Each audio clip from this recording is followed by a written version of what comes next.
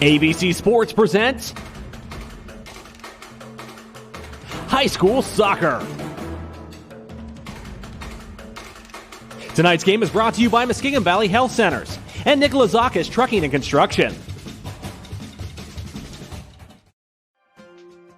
Here at MVHC, we offer adult, dental, pediatric, women's, pharmacy, and transportation services, as well as behavioral health. We accept all patients. Make your appointment today if you're not feeling well. Nikolazakis Trucking and Construction Incorporated specializes in mobile crane service, industrial rigging, machinery moving and installation, heavy hauling, excavation, and grading.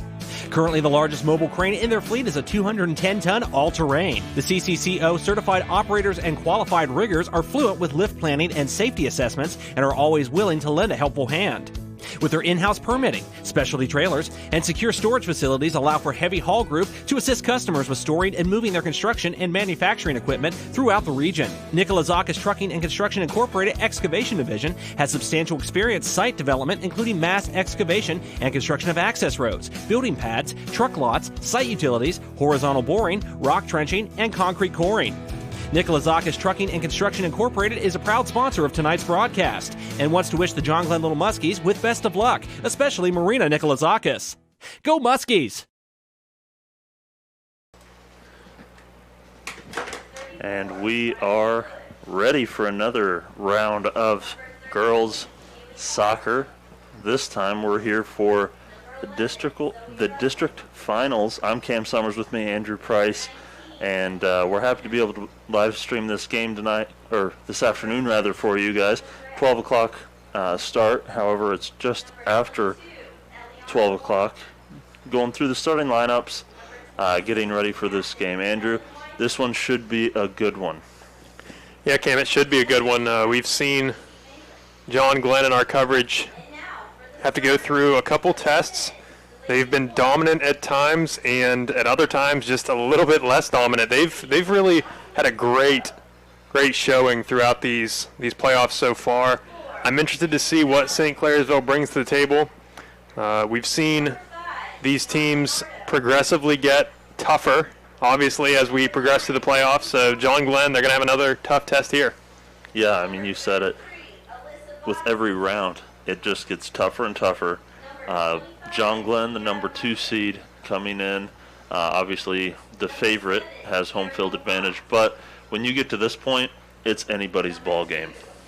And we saw in their last game when they played Steubenville, they didn't really come out to a roaring start. It was a feeling out process between them and the Big Red, and eventually the pieces started working together. We started to see that identity that John Glenn has formed, which is a nice pace to the game, a nice calm composure, and really utilizing passing lanes well. They don't make very many mistakes when they're passing up the field.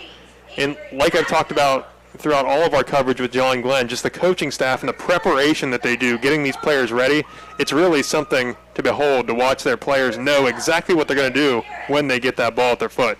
Yeah, I mean, the experience of the coaching staff, especially at John Glenn, has been pretty impressive to me this tournament that we've covered. I mean, I've been very impressed with their ability to, like you said, know where they need to be and do what needs to be done anytime that they have the ball.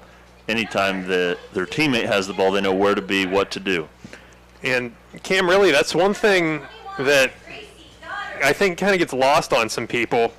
The offensive awareness and just field awareness in general, because a lot of times in high school soccer, you'll have players out on the field that are reactive, and that's the problem, is you don't want to be a reactive soccer player. It's okay to be that sometimes, but a lot of the time, just like an infielder in baseball, when you get the ball, you want to know where you're going to go with it. And again, we're going to beat this drum, I'm sure, all game long, because it's just so impressive. But this team does such a good job at knowing where they need to go with the ball, and their offensive positioning when they get into that final third is always so well done.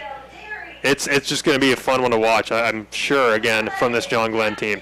Yeah, I mean, I'm excited to see how this one plays out.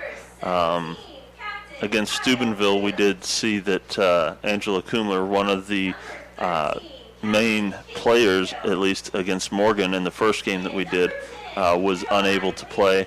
Not sure if she's going to be able to play today or not, but she is one of the key players, so if she's unable to play again today, definitely a hole that will need to be filled by John Glenn.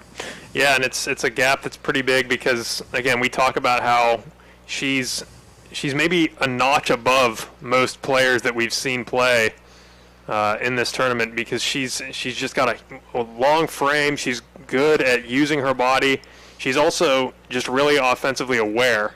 And when you have a player like that I'm sure gets leaned on pretty heavily during their games throughout a season, to lose her so abruptly like they have in this tournament, you got to raise some eyebrows. I'm sure this team is ready to go. It's a next player up mentality, but like you said, Kumler, if she's unable to play today, that would be a huge loss for the Muskies.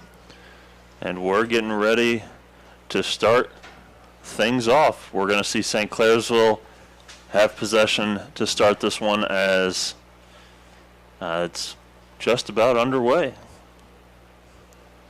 Yeah, in this game, John Glenn going from our right to left. In the maroon jerseys. In their home maroon, while St. Clairsville going to be wearing their traveling whites. As this one starts, Nikolazakis able to get it back to Saki. Saki now on that right side. Tries to get it back to Nikolazakis. Can't quite get it to her. As one thing we've seen early from St. Clairsville is they've been aggressive offensively, which against this John Glenn team is something that you have to do because they're just as aggressive offensively. Yeah, they've got to push the pace to St. Clairsville against John Glenn because John Glenn will take that space they're given and just patiently move the ball up the field as they're allowed time in a ball game. As Eubanks is able to clear it up to Matthews. Nice job there by Eubanks. Looked like a possible shot opportunity was going to come out of that. As Bronner, good defense there, and a throw in by Derry. Williams now has it. As we're going to see St. Clairsville come away with it that time. But a throw in again for the Muskies.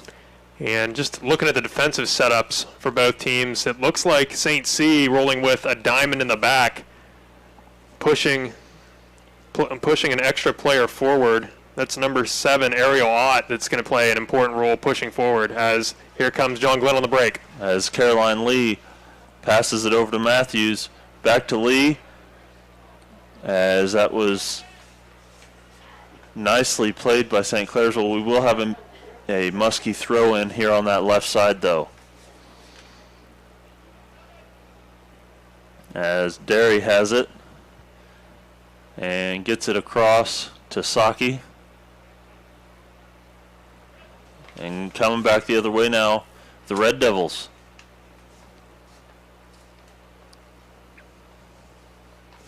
Like I was talking about, Cam, that diamond in the back leaves them a little bit exposed on a breakaway chance. So they need to make sure that St. Clairsville needs to make sure that they shore up the back as soon as they lose possession of that ball because you know John Glenn's going to be roaring the other way. Well, and with the speed that John Glenn has with Nikolazakis and Matthews, it'll be interesting to see if they can capitalize on that like they did against Steubenville. John Glenn, on the other hand, going with a flat back 4. Very traditional setup, especially for them throughout this tournament. As we're going to have a whistle, and it's going to be a free kick for the Red Devils. It's our first real whistle of the game. Quick push in the back. Nothing malicious, just going to halt the play, and now St. C going to get to bash this one up the field and try to get possession. As a nice kick is cleared out by Saki. Those Red Devil jersey numbers are really hard to see. Yeah, they didn't really account for the contrast and the sunlight. But yeah, the white jerseys with red numbers, like you said, a little bit reflective. I think they're white numbers on a white jersey with red trim. They're certainly not doing us any favors up here in the booth today. As Florence giving her best shot, trying to play that ball up the field. It's out of bounds for a John Glenn throw. Eubanks now ahead to Matthews. And that's cleared back to Saki. That far right side. As Eubanks now has it again. She comes away with it. And so far in this game, John Glenn trying to advance it with some long balls. I think what we've seen in the first two games is they've been able to keep possession and use their speed to get past defenders. Maybe a little bit of a different game plan coming in today. Well, we've seen St. C do a good job of pressuring them up the field, and when you pressure up the field, that leaves you open at the back for a long ball. But if John Glenn can't pull that ball down and connect with it, I mean, St. C's doing their job. They're going to love to see that. But we've seen John Glenn really try to utilize the right side of the field for crosses coming into the box. Give St. C credit. They've clamped down that right side, our far side of the field, and really made it tough for John Glenn early on in this game. And that leads me to believe they've done a little bit of a scouting report of what John Glenn's looking to do. Sometimes, though, it's can you stop what they do best? And it's going to be interesting to see what team takes possession of the midfield here. We always talk about dividing the field in thirds. You have your defensive third, the midfield, and then the offensive third. Neither team doing much in the offensive third yet, but I'd say so far you have to give it to St. C. They've been winning the midfield. As Lemon clears it and gets it down the field, Nikolazakis tries to settle it and trying to advance it now, St. Clairsville, as we're going to have a Red Devil throw-in. I think Megan Malin there, number 4, just get a little bit too antsy with that ball, and she just tries to bash it up the field for a player to run onto, but she had time there to possess it, and that's what teams have yet to really do against John Glenn. We haven't seen a team try to counter and possess the ball against them like they do. So if St. Clairsville can get their legs under them early in this game and start giving John Glenn a taste of their own medicine, per se, maybe John Glenn, we finally see them struggle and have to audible and go a different route. And so far in this game, St. Clairsville has had the upper hand as far as offense, but here comes Williams the other way. She gets it ahead to Bronner. And a little bit of a miss kick there. But again, it's number 4, Malin, who just a little bit too quick with that ball. She had time and space and ends up playing it out of bounds. So Nikolazakis almost comes away with a good defense there by the Red Devils. Beautiful 1-2 by the Red Devils through midfield there, as they say play on. I figured that push down might have been warranting of a whistle, but yeah, I did too. But we've said it multiple times the last couple games. You know, tournament gets a little more physical. They let you play a little more. As this is one of the first times John Glenn has had it on the offensive third of the field for them, as they're going to have a throw-in on that far side. They get it in quickly. Saki tries to get it in, and is going to have another throw-in. So long throw-in, well defensed by St. Clairsville. Williams now unable to settle it. And another push down with no whistle. No, they're letting them play right now, that's for sure. So in the middle now, Eubanks. As Bronner tries to fight for it. as Derry takes it from Florence. Ahead now to Derry as she tries to get it in the middle. St. Clairsville doing a great job clogging up the middle on defense. That was a great job by Megan Malin tracking back and clogging up that passing lane. Like you said, she cuts that ball out and gets it right back to her team for possession. As Williams now gets it inside to Matthews. Matthews and Florence jostling for it, and Bronner comes away with it. Nice job there by Bronner as Matthews advances it and crosses it in. Nothing there.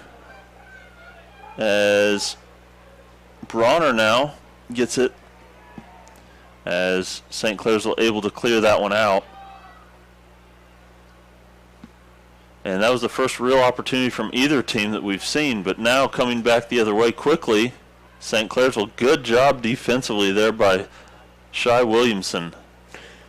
And we see another case of what it's like to play on turf. John Glenn had the ball inside the 18-yard box there. That ball had a lot of side spin on it, and where grass would usually kill that spin and just bounce it like a normal ball up and down, that turf absolutely spit that ball at about a 45-degree angle going one way. So one thing to keep an eye on is how the turf will maybe manipulate this ball and just really make things a little bit awkward for players, especially inside the box. As St. C has it on that far side now, they're going to drive down the left side. Nice advance pass, and shooting in for goal, going wide right, is the Red Devils. That was very nearly a goal, and that would have been the first goal that we would have seen given up in this tournament by Gwen Lemon. And give St. Clairsville some credit. I mean, they're doing a great job advancing the ball. That's Alyssa Bodkin, number 33, out there on the left wing. She does a great job of turning upfield, running onto that through ball, and again, a toe poke. It goes wide, but it's going to make the goalie think, and any type of real pressure they can get on John Glenn early on in this ball game, I'm sure they'll take it because, again, like we've said throughout this tournament, John Glenn hasn't really been tested. So no, we'll see. Well, especially Lemon. Exactly. We've not seen very many shots on goal at all. And when you're a goalie, you get used to you get in that groove of just taking a cleared down ball. You taking a couple plays off, and then eventually the ball's coming right at you on a shot. Things get real very quickly, and give Lemon credit. She hasn't been tested much, but up to the task there. And a good job not going for it, knowing that it was going to be wide right so she could get a goal kick rather than it resulting in a corner. Exactly. Good job of being aware in the net and really good goalkeeper positioning. As back and forth this one goes, as a nice advance pass as Lemon comes out, and once again, great job by Lemon there goalkeeping, because if she doesn't come out and get that, there's a good chance St. Clairsville has a really nice shot at the goal. She's going to have to come out and claim another one. She's been very active back there, good at understanding when she needs to come out and cut that play off.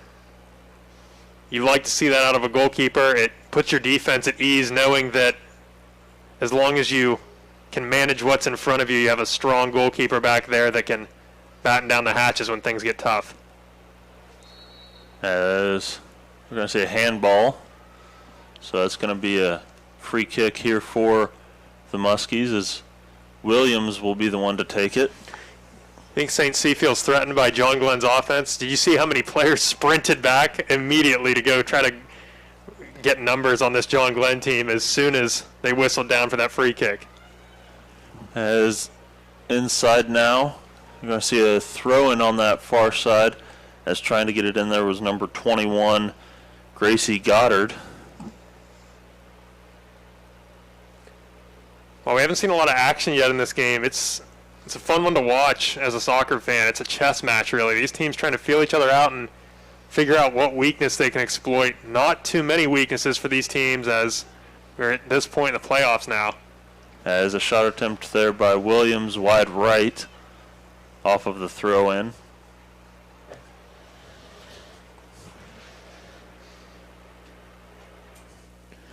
And one thing to take into account, the goalkeeper for St. C and their players have to look into the sun for this first half. So that's maybe an opportunity for John Glenn to maybe hang a ball high and catch them a little bit off pace with that sun maybe in their eyes. I know as a goalkeeper, you never want to have that sun in your eyes. It's almost like another thing you have to battle, as well as these players and their nice shots. As driving down on that right side was number 33, Alyssa Bodkin.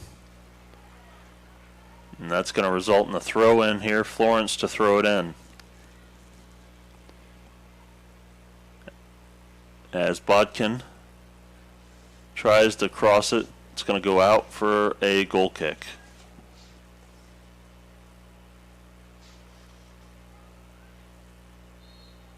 As the ball rolls back into play, so you're going to have someone, one of the ball girls, get over there and kick it off. It's going to be interesting to see, as this game progresses, what John Glenn decides to do tactically to try to spring a ball on offense, because like we said, they haven't really faced too many aggressive teams. They've kind of had their way at midfield. As Florence now in that right corner tries a cross. Good defense there. As that one is cleared out. As a throw in here from Florence once again is in there on the defense that time was Goddard. As Eubanks now clears it. As Nikolazakis and Williams combine to get it there. Goddard now with it. Advancing it up and going right back down into their defensive third. Saki on that right side now gets it to Lee. Up ahead to Nikolazakis, and this might be something as she's able to get past the defender. Uses her speed very well there as she gets it back. And good tackle there by the Red Devils. Yeah, the Red Devils doing a good job of just stepping in front of John Glenn as soon as they start having shooting lanes. But again, more opportunities where I understand you want to be conservative in this playoff game, but there's chances for these teams to possess out of the back and play out of danger. They're electing, both teams are, to just trying to play this ball forward and smash it up the field where they are not only giving away possession, but setting the other team up with another offensive chance every time. I think that shows also how much they trust their defense. Exactly, yes. As we're going to see a throw in here for the Muskies. As Saki kicks it way down and defended well by the Red Devils once again.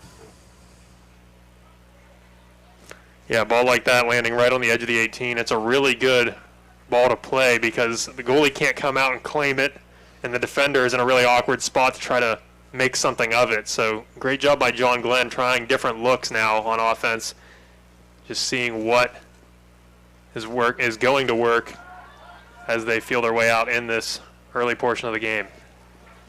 As a nice pass that time by Lee.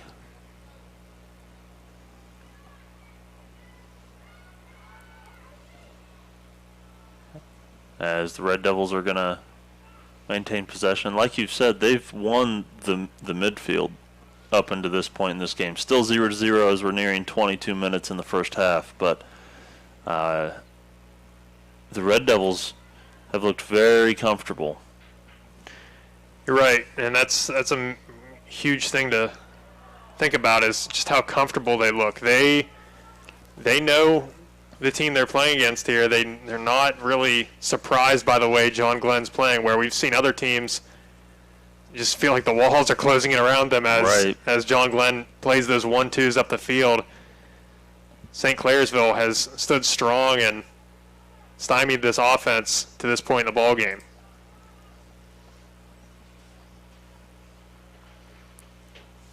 As another throw in here for the Muskies. It's thrown into Nikolazakis on that right side. She keeps it in play. And this might be a good opportunity down in that right corner. as she tries to get it back to Eubanks. And once again, good defense. Another throw in for the Muskies. And that one, that was one of the better opportunities that we've seen John Glenn have. As coming back the other way now, the Red Devils. Yeah, right now I feel like it's just going to be a game where we might get a dirty, gritty goal that decides it, because these teams have been very stout defensively. Great job of keeping each other at bay, but all it takes is one flick on and a player to run into space. Both of these teams dangerous and can make something of really anything. As we're going to see a free kick here, as John Glenn a little too aggressive trying to head that ball away. Ariel Ott going to be taking the free kick. And wide left. She goes for goal right there. It's a decent shooting angle. These teams looked very good in warm-ups trying to place that ball. But right there, maybe the better look would have been to hang it high back post and hope one of your players can get a deflection, maybe a header on that ball and put it in. Nevertheless, a great chance for St. C in this ball game. As Eubanks brings it down now. Tries to get it in there that time to number 19, Anna Bennett. Unable to. And what a cutout by Gianna Nardo. That's what I'm talking about right there. She steps up in the play. She's a defender, and rather than just kind of panic and play that ball forward high and away, she possesses and gives her team a chance now, because she's able to utilize that midfield and pass the ball to a teammate. Now they're set up in the John Glenn end. As John Glenn tries to clear it and get back on the offensive here. But the Red Devils are really doing a nice job in this one so far. Another thing to think about is we talked about this a couple games ago. John Glenn absolutely exhausted Morgan by passing around them and making them just frantically run all over the place trying to defend.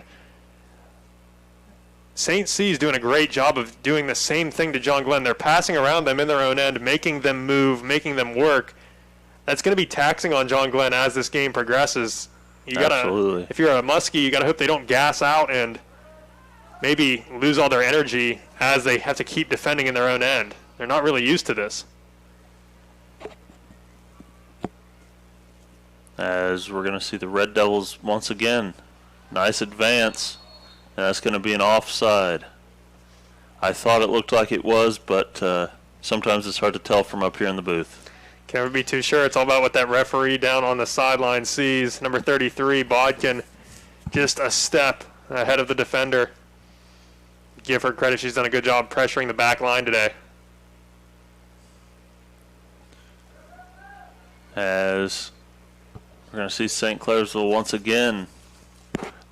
I've been very impressed by their defense up until this point. As Bodkin makes a charge, is going to have a shot. Lemon saves it. Almost rolls in past her after she knocks it down, but good job there by Lemon. That's what we talk about is, and we talked about that a couple games ago, the rebound control is something that is important for a goalie that kind of gets lost on people. You have to make sure that not only do you make that first initial save, but you have to retain possession of that ball or at least guide it to a spot where you can control it. As we're going to see Bodkin again on that right side. So it's knocked out by Derry. Throw in here by Florence. As Derry is going to force another throw in as we get closer down into that corner. So that one's cleared out. As trying to get in there is Nicola Zakis. And I'd like to see them be a little bit quicker to the ball on some of these throw-ins because, again, there's no offsides on a throw-in. If you get a chance to jump in transition, I'd like to see them just take that ball and rip it down the sideline to a winger that can just run onto the ball, maybe set up something on the offense, and maybe exploit one of these defenses that has been just so great so far in this game. These defenses are so strong. As we're at the 16-minute mark, still 0-0, and really only that one real shot attempt is there's going to be a whistle against the Red Devils, so we're going to see a free kick for the Muskies. Yeah, anxious moments when you hear a whistle inside the box like that. Right. That one on the offense, they get a little bit too aggressive inside the box, and now John Glenn going to get to retain possession. As they advance it to that far side to Nikolazakis.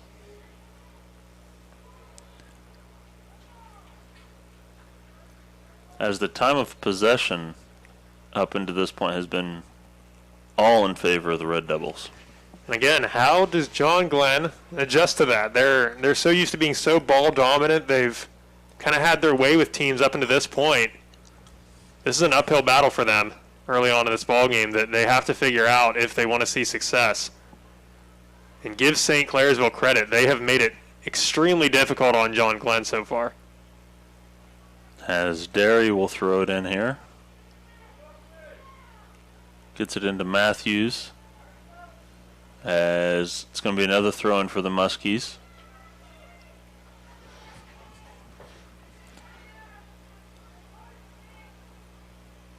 As Williamson throws that one in. Goddard now fighting for position is going to result in a Red Devil throw-in. As Williams has it now for the Muskies. Gets it across the field to Lee. That was again a nice step by number 5 in white. Nardo, the right back, steps into that and does a great job of playing it up the field. Her team doesn't retain possession immediately, but no nonsense defending there, just trying to cut it out and get it away from her back line as quick as possible. As nice job there by Saki knocking it away from the St. Clairsville advancement. As we have a throw in here, and that is going to result in a goal kick or a corner. It's going to be a corner kick. It's hard to tell who exactly deflects some of these. Yeah, these deflections can be bang bang, especially on that far sideline. It's hard to tell, but they go short with it. As trying to get a shot in that time, nothing there. As another throw in, and well, right to the ball girl. That was convenient. She just ran down the hill for another one. Luckily, she was able to catch that one on her way back up. In stride. So a throw in here, and that poor ball girl is going to be back down the hill. Quite the conditioning assignment for whoever's over on that far sideline getting these errant soccer balls the entire time. That's really the only side where you have to run very far because you got the baseball field down over the hill. As John Glenn's able to change the field a little bit, Nikolazakis, nice advance, tries to get it to Matthews, cut off. As let's see if John Glenn can, with this change of field, actually get something out of this, or if the Red Devils are going to be able to kind of thwart that again. Tough from Nikolazakis there, is it looked like she had a player in the middle making a run. She just couldn't quite pick her head up in time to see her because she was trying to settle down that ball. If she's able to do so just maybe a second or two quicker, John Glenn might be in on net. So we're going to see another throw in here, this one by Saki. So we're having a substitution as Williams comes out. I believe that's Eubanks back into the game.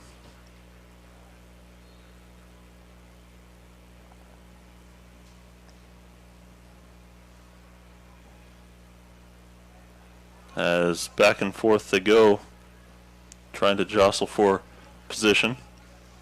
Now up top, Muskies have it. And back the other way now, the Red Devils, as there's going to be a lot of contact, no whistle. And nice advance pass there by Nikolazakis as Lee tries to get there. She does. In the corner, tries to cross it in, and that one's going to be cleared out by the Red Devils. And a lot of contact in the middle of the field so far, like we've been talking about. They're kind of letting these girls have a chance to play. They're letting the players decide this game. But eventually these referees are going to have to step in and make some calls because things could get ugly in a quick fashion if they don't. And we've seen that in other sports in the last few weeks where refs let them play a little bit, and then it's only a matter of time before things start getting a little chippy. Yeah, they escalate quickly.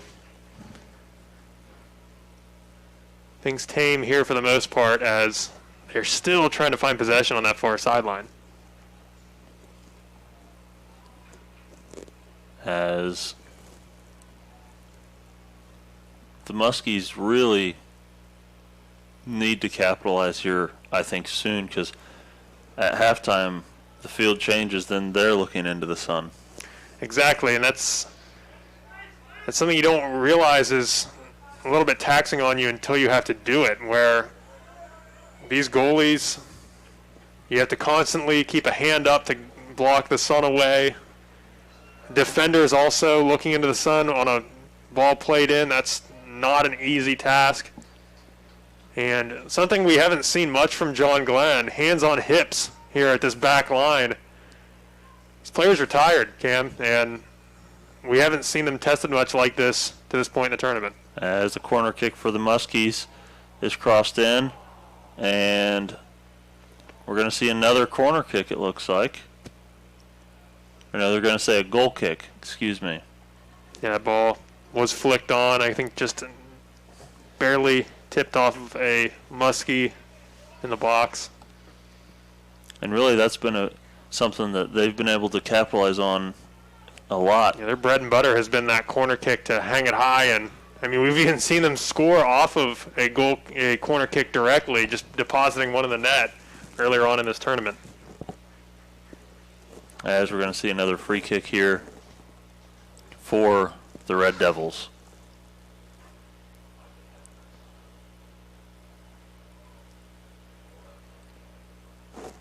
As they try to advance it down that left side too far, we're going to see a throw in now for the Muskies.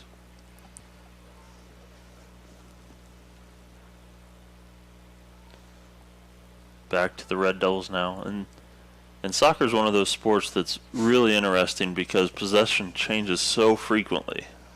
Oh yeah, that's when you say they resort to playing kickball in the middle of the field, when you just see some kicking back and forth, and it's hard because when you sit far away, you think, why not just turn your back and hold on to that ball? Well, when people are all over you and you're getting rushed by so many players, it's easy to just look for a player and play in their direction. I give these teams credit, though.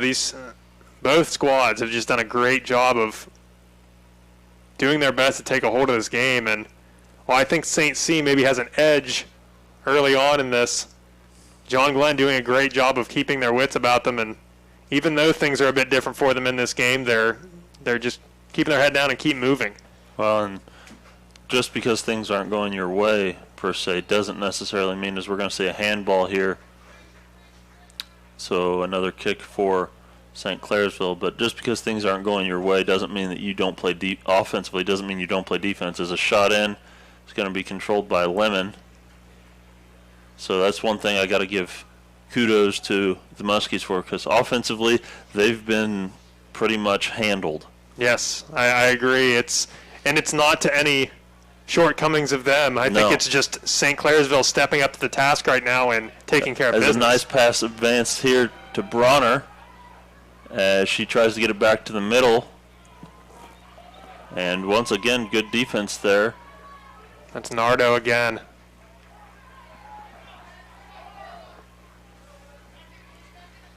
As St. C tries to advance it.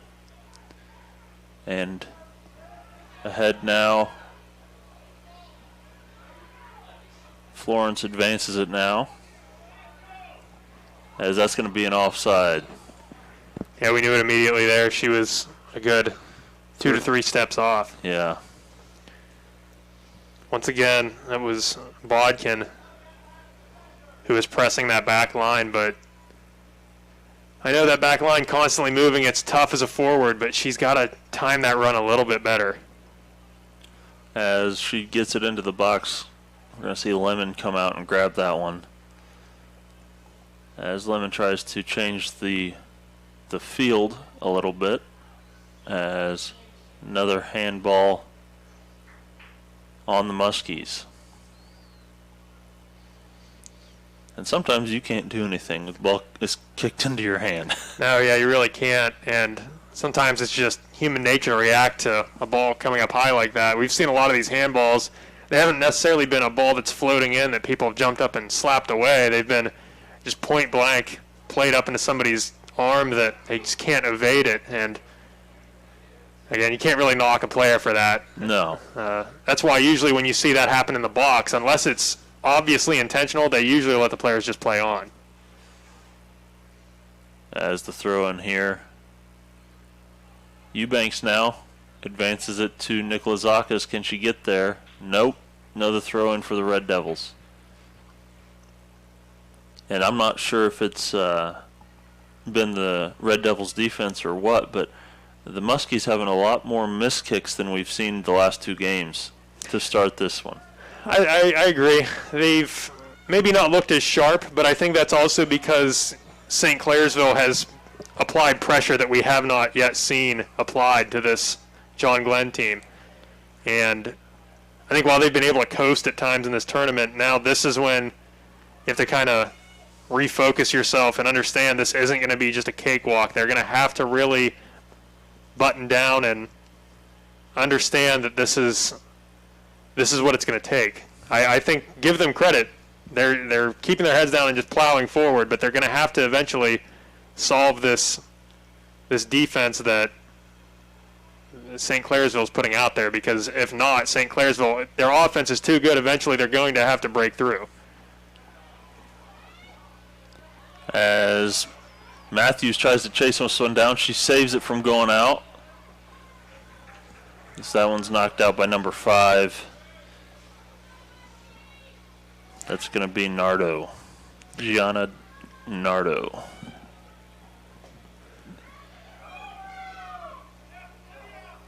As Eubanks now advances it.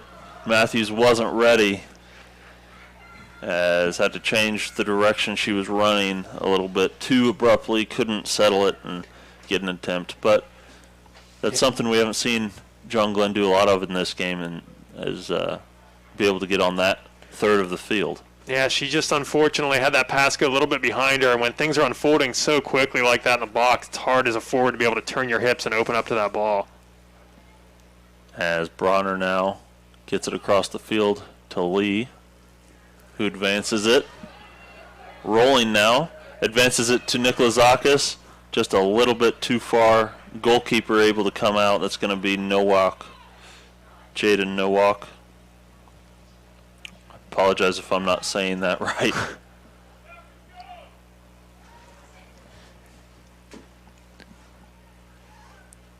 She has not had to do much as far as goalkeeping goes in this game so far. Now, this game has been a grinding of the midfield, and they're still looking for it as John Glenn plays that ball in. As Matthews now tries to get in, and quite a bit of contact in the box, but no whistles.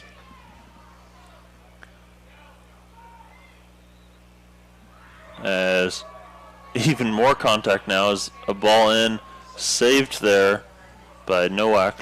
And I'm surprised they didn't blow a whistle there on John Glenn for that box out play by Matthews.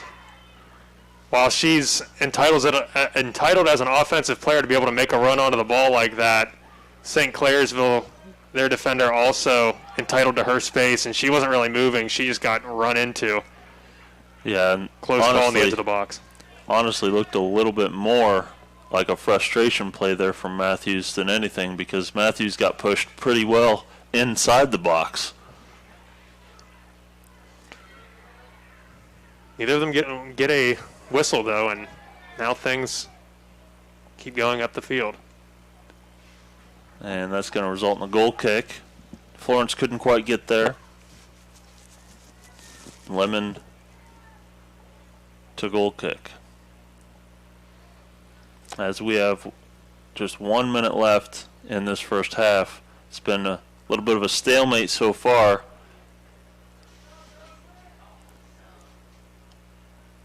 As we're going to see John Glenn try to, it's hard to say with them being on this third, they'd love to try to score here in the last minute, but more or less they just are going to try and not give up a goal. Yeah, this is kind of the old NFL sentiment of kneel it and wait till the halftime, I think. I think they're just going to try to smother any attack that St. Clairsville puts out there and kind of live to fight another day. As a blatant push that time on Nikolazakis is going to result in a free kick as they get it down quick with just under 10 seconds left, as Lemon is able to corral that, as that will expire the half. And at halftime your score's going to be 0-0, and it's been a stalemate of sorts in this first one. St. Clairsville and John Glenn taking on each other in this district final. Winner advances to the regionals, and everything riding on this next half. Yeah, it's going to be a fun one to watch. We always talk about the adjustments that teams make at halftime. Each team going to look for that change or tactical change that will unlock the final third of the field. These teams have been so good defensively against each other. I'm excited to see it, Cam. Yeah, me too. So we're going to take a quick break. We'll be back with a little bit of first half analysis, as well as talking about what needs to happen in the second half for the Muskies to come away victorious. We're going to step away for just a couple minutes. We'll be right back. Here at MVHC, we offer adult, dental, pediatric, women's, pharmacy, and transportation services, as well as behavioral health. We accept all patients. Make your appointment today if you're not feeling well.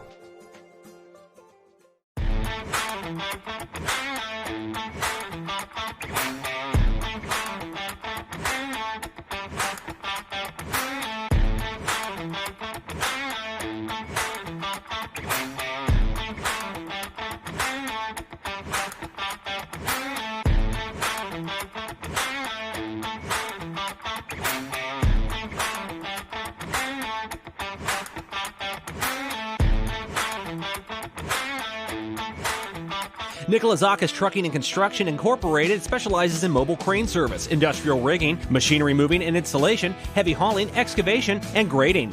Currently, the largest mobile crane in their fleet is a 210-ton all-terrain. The CCCO certified operators and qualified riggers are fluent with lift planning and safety assessments and are always willing to lend a helpful hand.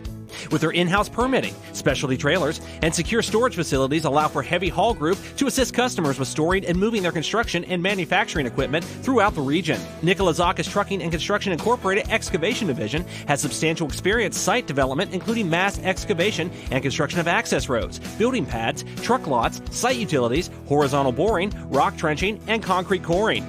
Nikolazakis Trucking and Construction Incorporated is a proud sponsor of tonight's broadcast and wants to wish the John Glenn Little Muskies with best of luck, especially Marina Nikolazakis. Go Muskies!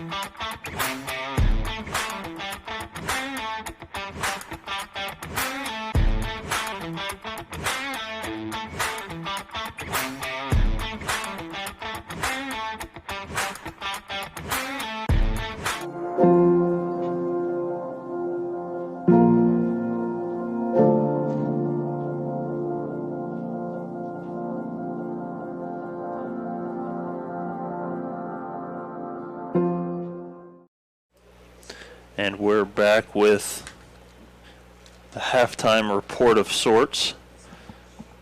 Halftime here, St. Clairsville Red Devils taking on the John Glenn Muskies in this district final girls soccer match. Score 0-0. It all comes down to this second half. And once again, I'm Cam Summers, with me Andrew Price. And it's been an entertaining first half, to say the least. Yeah, it's been really entertaining, and although we aren't seeing the abundance of goals that we have recently in games we've covered, we're seeing quite a lot of different tactical, I guess, maneuvers by both teams trying to figure out what's going to work in this game. Again, two strong teams have to be a strong team to get to this point, and I mean, give both teams credit. They've been solid defensively, but really just it seems like things aren't clicking on offense for both teams, but it's all just a testament to their defense. And it's easy to sit there and think, well, the offense can't get the job done today. They're kind of stalling out. But again, you have to give credit to these defenses. They've just been so good. We get this nice drawn-out view of what's happening, and just the defenses have done so well with dealing with what the opposing offense has given them. John Glenn's tried a bevy of things. They've tried to dribble down that right side like we've seen throughout the tournament. It's been negated. They've tried to play a long ball in, especially some really good ball that have been dropped on that 18-yard line. That, like I said, those are the in-between balls that are kind of hard to deal with because a goalie can't come claim that ball. Right. And as a defender, you know, like a pop-flying baseball, you have to make a play or there's going to be mass chaos going on in that 18-yard box. And on the other end, St. C's done a good job of possessing. When they have decided to roll the ball back and possess rather than rush forward, that's when we've seen them be the most dangerous. It's when they get set up down near that 18-yard box of John Glenn that it feels like John Glenn at times is reeling and looking for answers. So while neither team has been able to break through yet, I think that there is definitely some opportunity for both teams. I think that we can also be seeing both teams play this second half so conservatively that we see them maybe linger into an extra time situation. Yeah, I couldn't agree more. I think that going into this second half, we could see both teams play a little more conservatively. One thing that's been interesting to me is that the John Glenn girls are still sitting down, catching their breath almost, it seems, as, I mean, the score's still 0-0, and it almost felt like they were morally defeated at some points in that first half. But they didn't give up any goals, so you got to come out like this is a brand new ball game. You can't carry over the way that you felt in that first half. You got to come out ready to roll and try to change the look of this game, because up until this point, they have struggled offensively. Kudos to St. Clairsville for game plan. Also makes me wonder how much they're missing Angela Kumler today as well. Yeah, she's definitely a big piece of the puzzle for John Glenn that I'm sure they wish they had out there. But to describe this first half, in my opinion, it's imagine a foosball table. It was imbalanced. I mean, heavily tilted towards the John Glenn end, and anytime they seemed to be able to get that ball out, while they did have some chances sparingly, that ball just seemed to roll right back into their end and right back into possession of St. C as they were going towards the John Glenn net. So John Glenn has to figure out a way to kind of level the playing field and do a great job of passing out from the defense, in my opinion. We talked about that as the first half progressed, where I really like when the defenses don't just play that ball away. It's okay to play that way sometimes, you have to, but when there's the outlet pass there, you have to take it to retain possession and set up. It's honestly really fun getting to do these games, and I'm with COVID, can't have as many people here in the stand, so I'm really glad we're able to put these on for everybody watching at home, and we couldn't do that without our sponsors. Once again, big shout out to MVHC and Nikolazakis Trucking and Construction. We're almost ready for the second half. We're going to take one more quick break, and we will be right back. Here at MVHC, we offer adult, dental, pediatric, women's, pharmacy, and transportation services, as well as behavioral health. We accept all patients. Make your appointment today if you're not feeling well. Nikolazakis Trucking and Construction Incorporated specializes in mobile crane service, industrial rigging, machinery moving and installation, heavy hauling, excavation, and grading. Currently, the largest mobile crane in their fleet is a 210-ton all-terrain. The CCCO certified operators and qualified riggers are fluent with lift planning and safety assessments and are always willing to lend a helpful hand. With their in-house permitting, specialty trailers, and secure storage facilities allow for heavy haul group to assist customers with storing and moving their construction and manufacturing equipment throughout the region. Nikolazakis Trucking and Construction Incorporated Excavation Division has substantial experience site development, including mass excavation and construction of access roads, building pads, truck lots, site utilities, horizontal boring, rock trenching, and concrete coring. Nikolazakis Trucking and Construction Incorporated is a proud sponsor of tonight's broadcast and wants to wish the John Glenn Little Muskies with best of luck, especially Marina Nikolazakis. Go Muskies!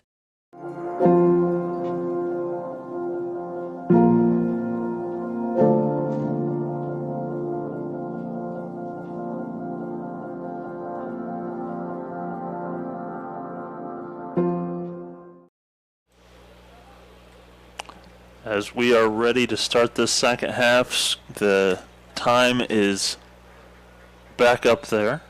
So we're waiting for the clock to get set as the Muskies will have possession now. And a little bit of cloud coverage here to start the second half might be in favor of the Muskies, as we're going to see a little bit of a stumble and just trying to maintain possession. We're going to see a free kick here by St. Clairsville to start us here, as Eubanks able to get in front of that one, as trying to loft it in there towards that 18-yard line, and we're going to see another whistle, and that will be a free kick for the Muskies.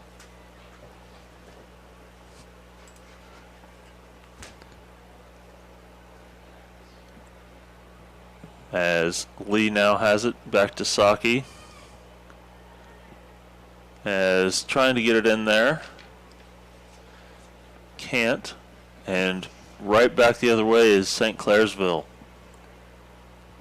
St. Clairsville, a player to keep an eye on is number 26, Kellen Weidman. She's been doing a great job of organizing her team and really leading as a captain for this squad, doing a great job of organizing everyone and making sure they're in their correct position. Because as we talked about, as a free kick's coming up in a dangerous spot for St. C, they've done a great job of clamping down and being in the correct position throughout this game to put pressure on John Glenn. As a really hard hit that time, as that was number 33, Alyssa Bodkin, looks like hit her head on the turf, rubbing her head, trying to. That never feels good. Now you got to shake off the cobwebs after that one. And now Ariel Ott going to be taking this free kick. She's standing over the ball. They pace out the wall, and now will she go for net or not? She does, and Lemon able to get there for that one. So good job there by Lemon. And from Ott there, I think she's going to want that one back. It was a kind of an in-between ball. She played it on net, but played it at the pace of a pass where it wasn't really threatening. As Williams brings it and tries a shot, as goalkeeper Jada Nowak is able to get that one easily. But I don't mind that shot, you know. You haven't had much of an offensive as coming down the other way now. Bodkin, as Derry tries to get in, we're going to see a goal. That's going to be St. Clairsville. Bodkin, Alyssa Bodkin scores a goal. As that makes your score 1-0, and the way that that these teams have played, that is a huge goal. Yeah, you're right, Cam. It's been a game of a feeling out process for both teams. They finally hit that ball over the top to Bodkin at midfield. She's able to run onto it and eventually is able to do a good job. She stays composed. She finishes the playoff, and again, just a great play by her. You have to give credit. Not much Lemon can do in the net. We've talked about how one-on-ones, you're kind of a hero if you save it as a goalie, and if you don't save it, there's really not much you can do anyway. But again, give St. C credit. They're really taking it to John Glenn right now. I expect John Glenn to kind of ratchet it up here and really get to work now, putting pressure on St. C the other way. As St. C back and forth, we saw this in the first half, just passing it as another player slips, as that's about the fourth person to slip in this second half already, as the turf might still be a little dewy as it's pretty cold out today. Yeah, a lot of players also just trying to step on top of that ball and keep possession, but their studs just slipping off that ball, and with it, it's kind of giving way to their footing recently throughout this ball game. As Eubanks now, we're going to see a free kick as Eubanks has it now, back in fourth little two-person game here. Is nice advance as that was going to be Williamson, but coming down the other way now once again for the Red Devils is going to be number 33. Bodkin plays that pass in, but it's just behind her player in the middle, and St. C can't convert on a great chance set up by her. As Matthews now has it, tries to advance it to Nikolazakis behind her. Can Nikolazakis get there? Not quite, but Caroline Lee is there, and a missed kick as that one goes all the way up to the school. Going to result in a goal kick. And that's something from her, especially Caroline Lee, that we haven't seen much of in the first two games, was missed kicks. Yeah, it's definitely different from this John Glenn team right now. They've got to find a way to settle themselves, and again, you can't abandon the game plan. It's too early for that. Still almost 35 minutes left to go in this ball game, but as we get closer to the end of this game, I'd imagine if the score stays the way it is, they're going to have to start experimenting with something new. As Lee has it up top, gets it to Williams. As she tries to get it inside, Lee has it again. As now moving it down that right side are the Red Devils, trying to get it back into the box there is Saki. Cam, one thing to keep an eye on, look how many players that St. Clairsville has behind the ball right now. Just one player up at the top, that's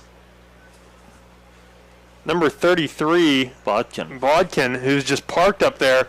John Glenn parking 4 people just to guard her at midfield. I'd like to see John Glenn maybe take this time to send a player forward. Only leave 3 back there because St. Clairsville seems content with just holding on to this lead right now and kind of fortifying this lead with everybody they have, minus Bodkin. Has a nice advance pass there once again to Bodkin as Lemon's going to come out.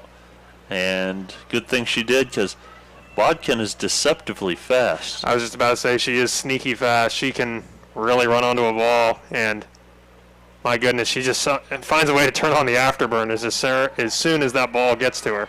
As Nikolazakis trying to get in there. She does. Shot on goal, no good. Is it going to roll in? It is. That's going to be a goal. Marina Nikolazakis is able to capitalize and score. What a play there by Nikolazakis. They finally find a way to break through. And a very timely goal for Nikolazakis to be able to capitalize on, because now she's leveled this ball game after things look to be getting a little bit stale for the John Glenn squad. Absolutely, and right when we were talking about sneaky fast, Marina's not very sneaky with her speed, but man, is she fast. Man, she really did just turn it on there. She's able to split 2 defenders to get to that ball, and if you're St. Clairsville, you maybe want a little bit more out of that. You have to know as a defender that she's coming, and I think maybe the fact that there were two defenders so close together there, they both made way for the other to take her and box out. And in that situation, neither of them took her. She finds her way through them, finishes off the goal. Great job by Nikolazakis. As we're going to see a throw in here for the Red Devils, as they might change up their philosophy now that they don't have that lead. Yeah, we talked about how they were kind of sitting back on offense and letting Bodkin do all the work up top. Now they're going to really have to spread out the field again and back to square one, 1-1 in this ball game. As this has been a very hard-fought game and a very good one, as Williams is able to get it, but Florence getting it right back for the Red Devils. She tries to get it into Bodkin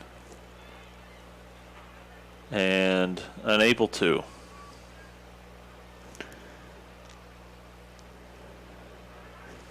Great job by St. C. We've talked about how passing the ball backwards is sometimes the best move. You can't always go forward. And they've done a good job of understanding when they need to play back and just possess. As the ball gets played off the forward there for St. C. Now John Glenn going the other way. As Lainey Matthews advances it down that left side. And we're going to see a throw-in for the Red Devils. Another throw-in for the Red Devils, but one thing we've seen in probably the last couple minutes, especially after that goal, is some aggressiveness from this John Glenn team, which we did not see, as Bodkin is absolutely flying. And the referee on the far sideline is waving for a foul. And center referee finally seeing that and acknowledging it. I believe we might be getting a card.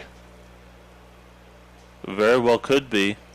As they're going to conference there on the far sideline. As that's going to be the... In fact, no, they are just going to say it's going to be a free kick. I was going to say that would be the first card we've seen.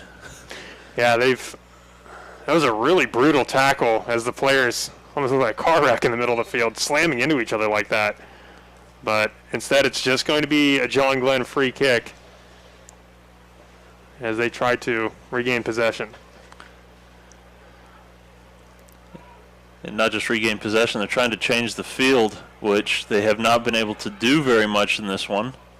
Bronner now has it. Back and forth they go, as Bodkin is just her sheer presence there forced a clear, which gives her team a throw-in. Yeah, again, she's a big part to this team, and it's all about putting on the pressure right now. Which team's going to be able to rise up over the other one and, again, stick their nose out in front as we get down to the last half hour in this game.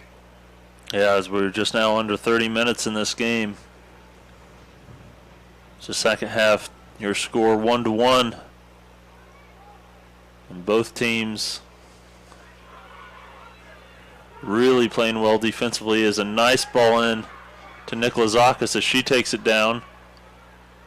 As that one's going to be stopped. Caroline Lee gets in there.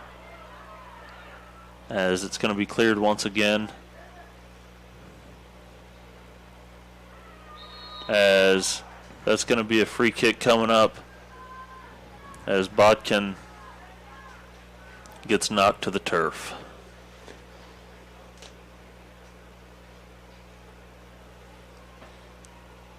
And it'll be interesting to see how they want to play this. They play it long.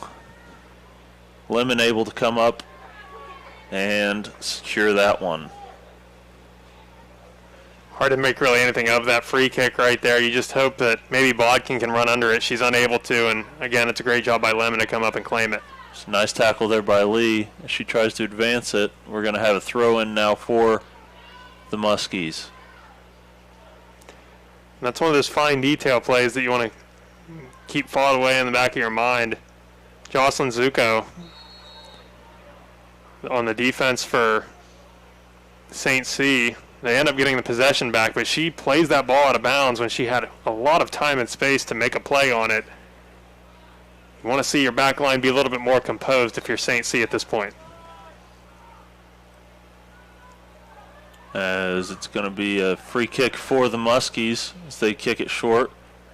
Lee has it as she tries to advance it to Nikolazakis, but that's going to be number 25, Sierra Muser. So we're going to have what I believe either a throw-in for the Muskies or a goal kick. It's going to be a throw-in way down in that left corner, as that's the one part that's hard for us to see.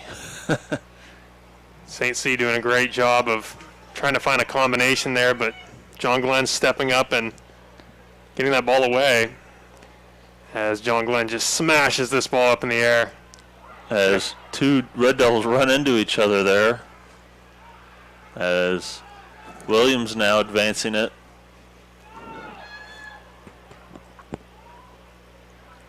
And now on that left side, we're going to see Derry try to advance it.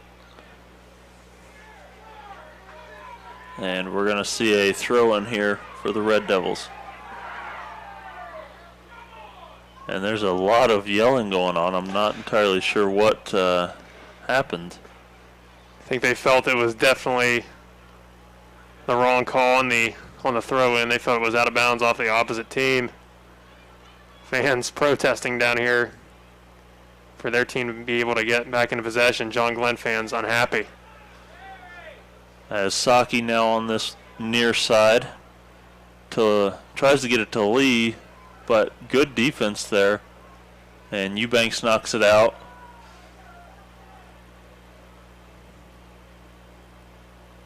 As Lee now has it.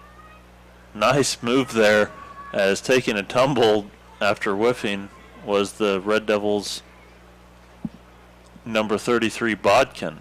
Lee has so much ball skill. She's able to... As a nice ball into Bodkin. Can she get the edge? No. And really good job there by the Muskies.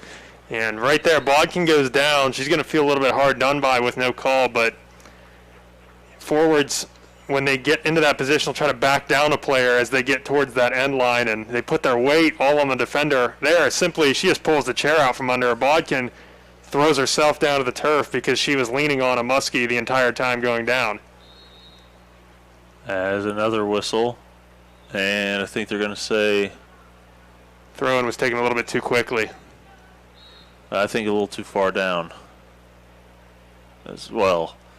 As throw-in misplayed there, as Matthews comes away with it after nearly having her shirt ripped by the St. Clairsville defender.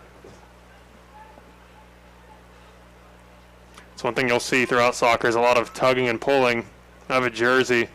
You're usually not supposed to get too excessive with it, but referees will let it carry on for a little bit.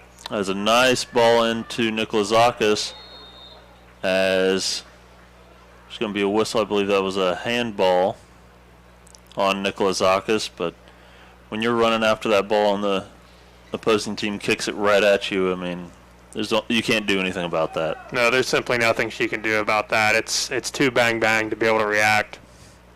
Just unfortunate for Nikolazakis running onto that ball. As Saki now has it, as she kicks it off of, it's going to be number 4, I believe.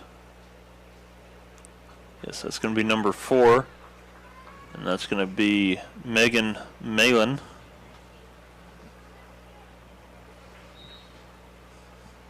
So throw in here for the Muskies.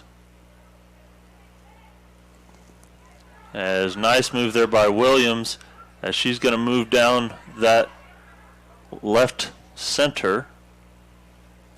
She tries to get it in there, but there's so many Red Devil defenders all in that one area.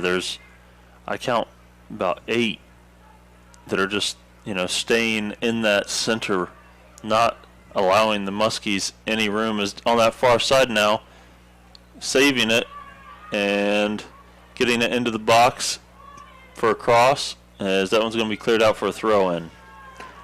Good job by the Devils defense to be able to kick that out for a throw-in too, rather than kick it to the back line. They save for a throw-in, and now makes it a little bit harder on John Glenn to get set up. And we've only seen one corner kick for these Muskies, as that's their, like we said earlier, their bread and butter, as St. Clairsville dropped everyone back in defense, didn't have anyone up, as I think that the way that they think they're going to win this one is by not allowing John Glenn to score, not necessarily pushing, but preventing.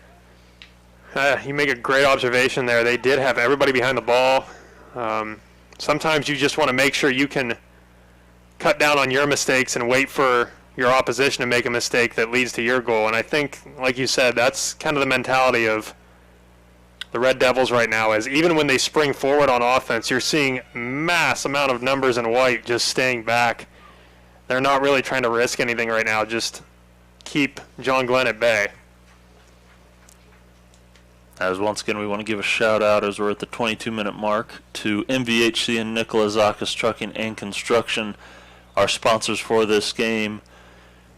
And just a big thank you to them for sponsoring us.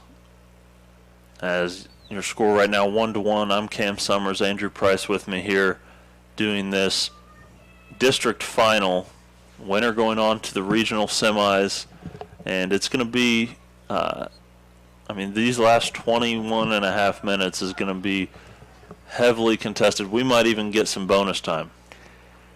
Yeah, we might, and it's going to be interesting to see what becomes of this, because I honestly think as the longer this game stays tied, I think it benefits John Glenn, because, we just look at the way momentum has gone. St. Clairsville jumped out to that 1-0 lead, and it kind of stunned John Glenn for a second. It stunned me, for sure. I thought John Glenn would. We're so used to these games where John Glenn comes out and kind of dominates. They not only have been held off for that long, but then they fell down 1-0. Then they come back. Nikola Zakis strikes back for a goal quickly, and it kind of just puts that mentality in this game that St. Clairsville had their chance to kind of ride momentum, and they couldn't. John Glenn came back and cut them off, and now John Glenn going to have a chance to maybe strike back and jump out into a lead of their own, as Bodkin subs back onto the field, the main forward for the Devils.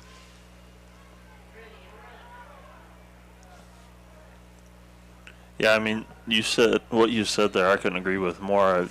We haven't seen John Glenn give up a single goal until this game in this tournament, and when they did, it was almost. Then they went down 1-0. It was almost like, what just happened?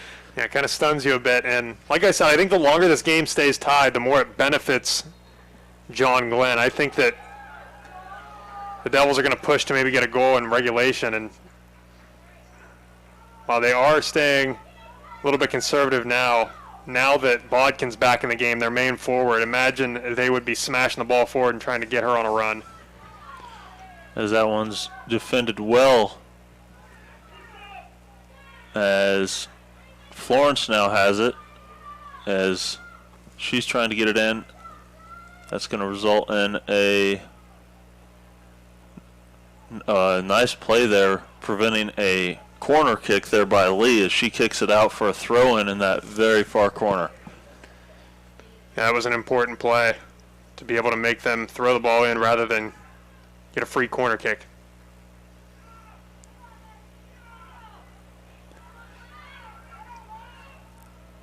As we're going to see a goal kick coming up.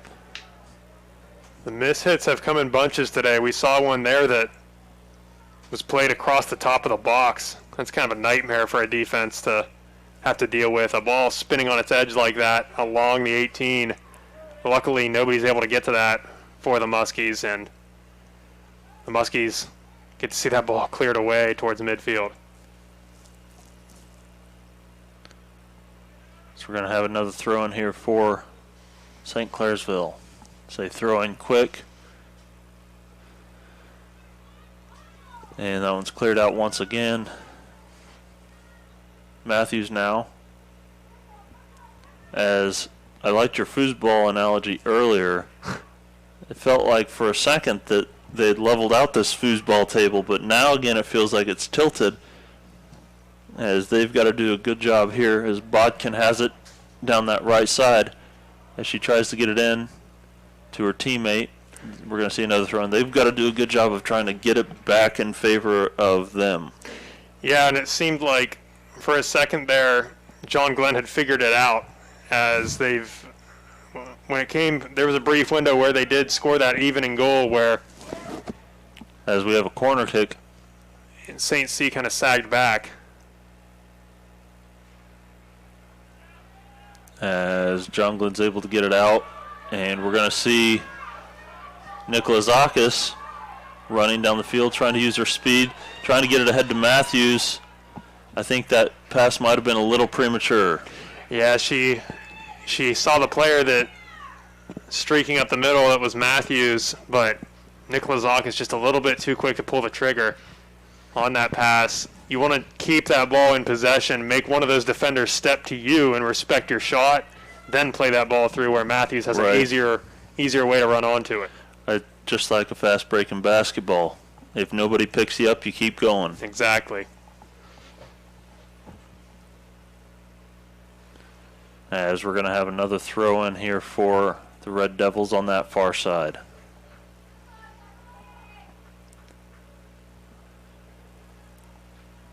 As Lemon's going to come out, and Gwen Lemon able to corral that one. 16 and a half left in this game. Still 1-1.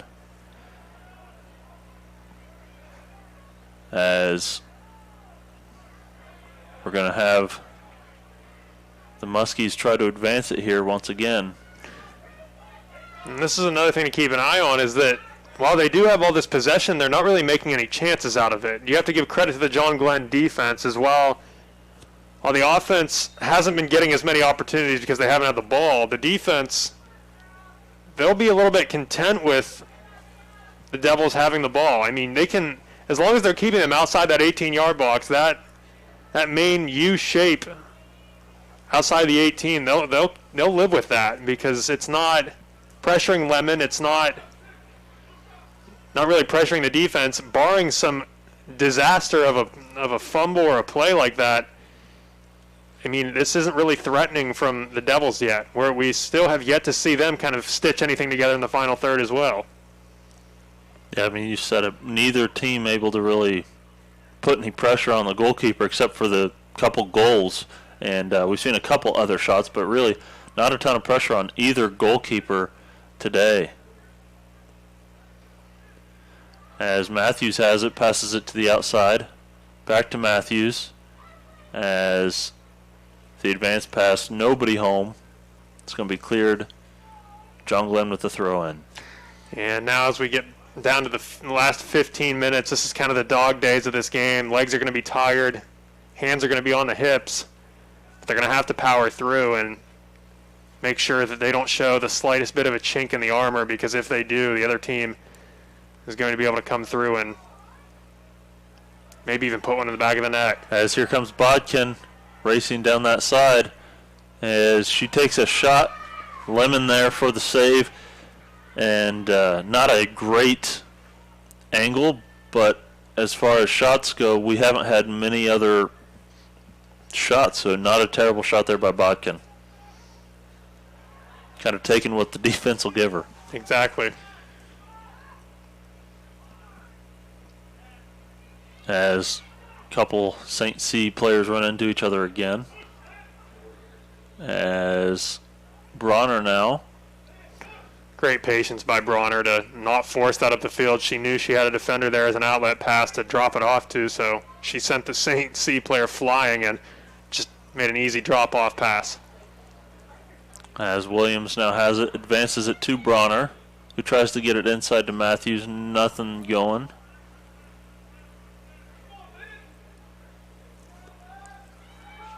And now forgetting the ball, but still able to come back and get it. As Florence now crosses it in, as I think if Bodkin would have been ready, that would have been a good opportunity for her. I was just about to say, if she can time her run to that pass, that would be huge. As Nikolazakis coming down that right side, might be an opportunity here as she dribbles it in, takes a shot, good defense, but rebound over the crossbar. Nikolazakis had a good rebound opportunity there, but a miss hit, as that was the best chance we've seen for this tie to be broken. From what it looked like, she had to strike that with her left foot, and it makes it really hard on a striker when the ball pops up. You have to make sure you get on top of it as much as possible. It's such a hard thing to do, especially when the rebound like that is random coming off the goalkeeper. Credit to Nikolazakis for even being able to get that ball off as a shot. As two good shots there by Nikolazakis, as she's played really well today. As a throw in here for the Muskies, as we've seen some more substitutions than usual from these Muskies, getting a little more winded based on how much defense they've had to play. As we have a throw into the box, and there's going to be a whistle. And Bodkin, number 33 in white, just waiting up here with the back line, just getting ready to press forward and make a run.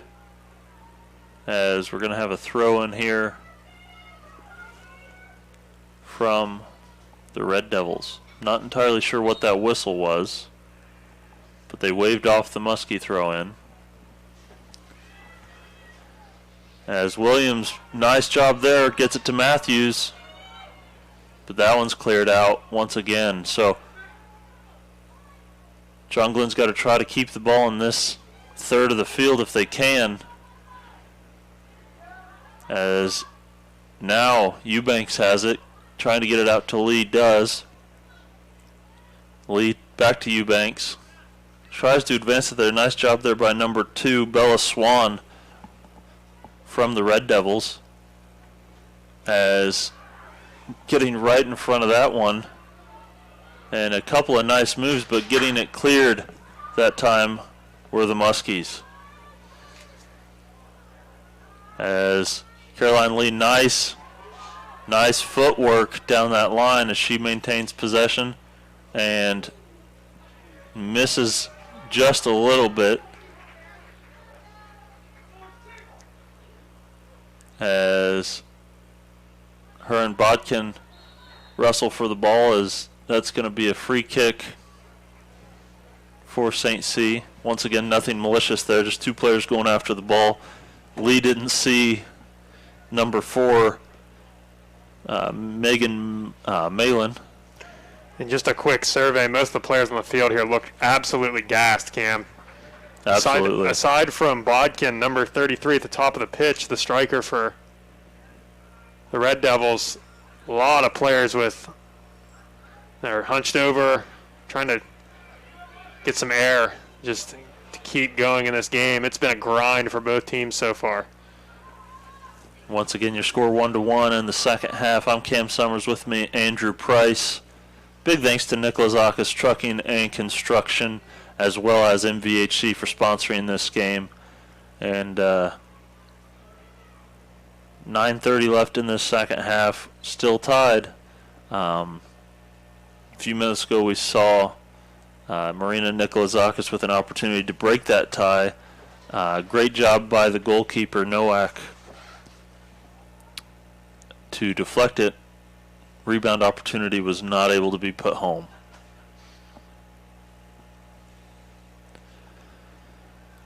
As we're going to see a throw in here, as it looks like Bodkin is going to be the one to throw it in on that far right side. Excuse me, that far left side.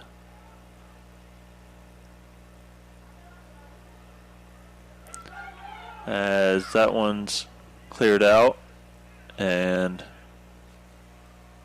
Nikolazakis coming away with it, getting it down that far sideline. Works back to Eubanks in the middle, back to Nikolazakis. as she is just absolutely gassed out there. I'm not sure I've seen her come out of the game. No, she's definitely she's eaten up a lot of minutes. As we're going to see offsides, so free kick for the Muskies. See, Bodkin just look skyward again in frustration. She's been called offside quite a few times today. Just has to time her run a little bit better, be a little bit more organized with whoever she's getting that ball played from. As we're going to see a free kick here for the Red Devils, as they're going to say a lot of holding there by Eubanks. And that's a ticky-tack foul there. I don't know. That's for how physical this game's been, especially. That's just a player with their arms out trying to box out. Not much, I don't think, from really either side. I think that's a play-on situation. As down that sideline now, the Red Devils try to work it, unable to settle it. So Eubanks will throw it in for the Muskies.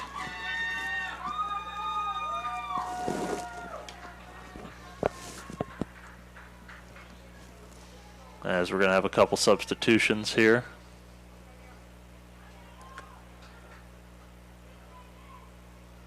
As Eubanks tries to get it into Nikolazakis, unable to. So we're going to have another throw in here, this time by Saki.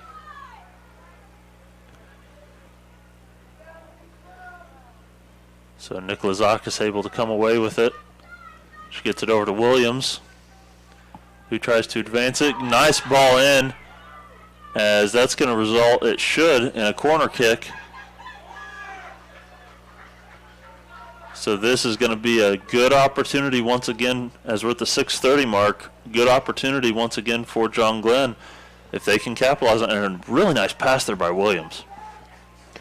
Yeah, this will be big. They're putting a lot of people in the box, only sitting with 2 at midfield. Eubanks here with the corner, as it's headed up, not there, trying to redirect it back in, still not there. Bodkin has it now for the Red Devils, working down that right side, as that's going to be knocked out, but a throw in for the Red Devils. But a good job that time to allow the defense to get set up. Yeah, like you said, just slowing down Bodkin is a job well done, honestly, because she's just so good at accelerating. Now John Glenn letting their defense get set up and eventually getting the ball back in the hands of their goalie Lemon. As Lemon now tries to get it over here to Lee, and that's going to be a handball. For a second, I did not think they were going to call that. She bails out the goalkeeper, Lemon, after a missed kick on the punt. She squibbed it off the side of her foot, and luckily it hits the turf in a way that the Red Devil has to have it bounce off her elbow. Throw in here for Saki. Nice throw down that sideline, as we're going to see the Red Devils regain possession. Here's a nice pass ahead,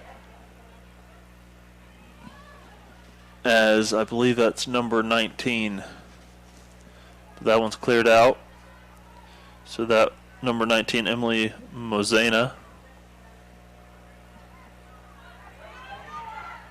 As Williams now has it again, as she tries to advance it. Good defense by the Red Devils, as we're at 4:25 left in the game.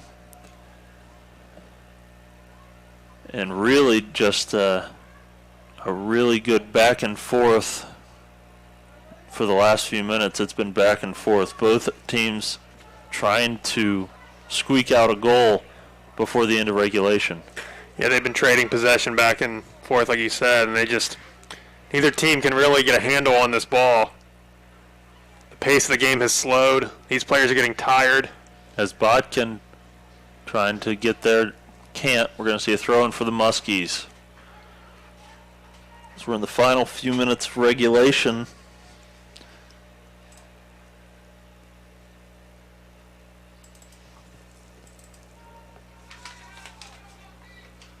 Still 1-1.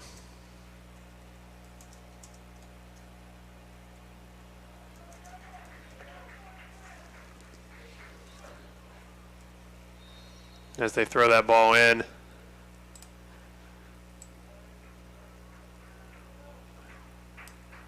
Believe they're going to get another throw in off the tap out by John Glenn.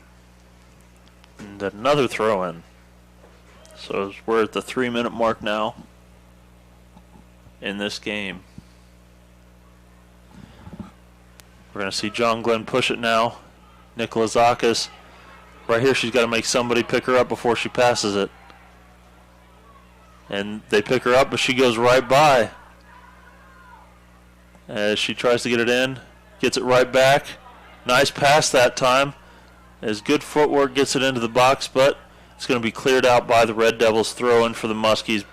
Good job there by Nicola Zakis. Her speed and ball control, she's got to force the hand of the Red Devils. Yeah, and a good job by the Red Devils to counter that with a nice combination play, just get that ball out of bounds on defense. As now 2:20 left. This might be one of the last opportunities in regulation that we see the Muskies have. As Saki kicks it high, and that's going to be a goal kick. So just a little bit too high on that kick.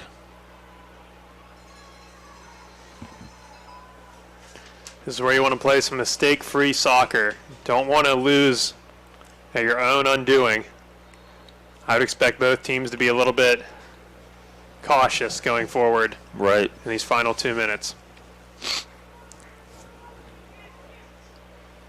As we're going to see a free kick by number 7, Ariel Ott. She's handled all the free kicks today. As a nice ball back to Ott, who tries to advance it to Florence. We're going to see a throw in for the Muskies with 1:10. We're going to see if they can push it down the field.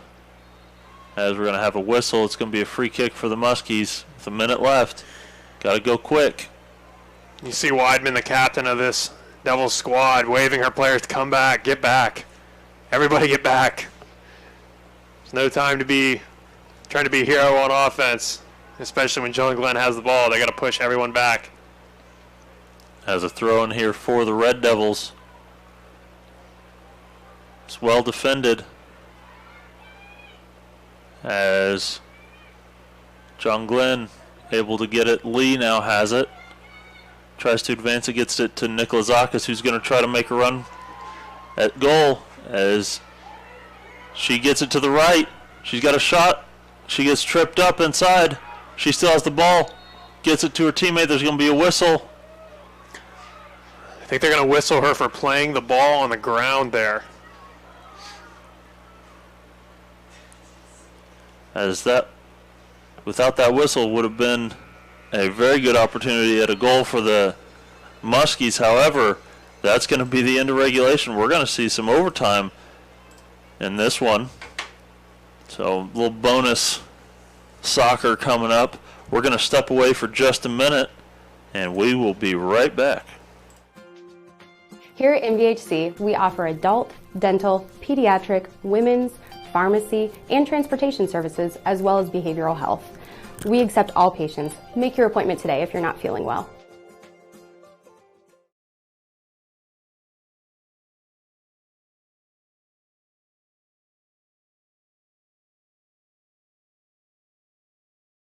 Nicola Zakis Trucking and Construction Incorporated specializes in mobile crane service, industrial rigging, machinery moving and installation, heavy hauling, excavation, and grading. Currently, the largest mobile crane in their fleet is a 210-ton all-terrain. The CCCO certified operators and qualified riggers are fluent with lift planning and safety assessments and are always willing to lend a helpful hand. With their in-house permitting, specialty trailers, and secure storage facilities allow for Heavy Haul Group to assist customers with storing and moving their construction and manufacturing equipment throughout the region. Nicola Zakis Trucking and Construction Incorporated Excavation Division has substantial experience site development, including mass excavation and construction of access roads, building pads, truck lots, site utilities, horizontal boring, rock trenching, and concrete coring. Nikolazakis Trucking and Construction Incorporated is a proud sponsor of tonight's broadcast and wants to wish the John Glenn Little Muskies with best of luck, especially Marina Nikolazakis. Go Muskies!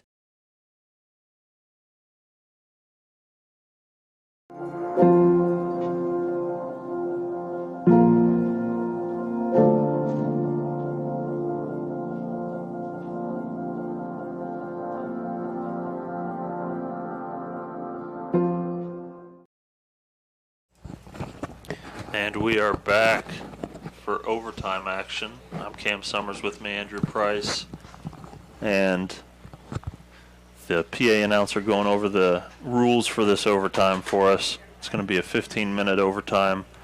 If it's still tied after the first overtime, and obviously this is golden goal, sudden death. If it's still tied after the first one, then it's going to be a second overtime, still tied after that.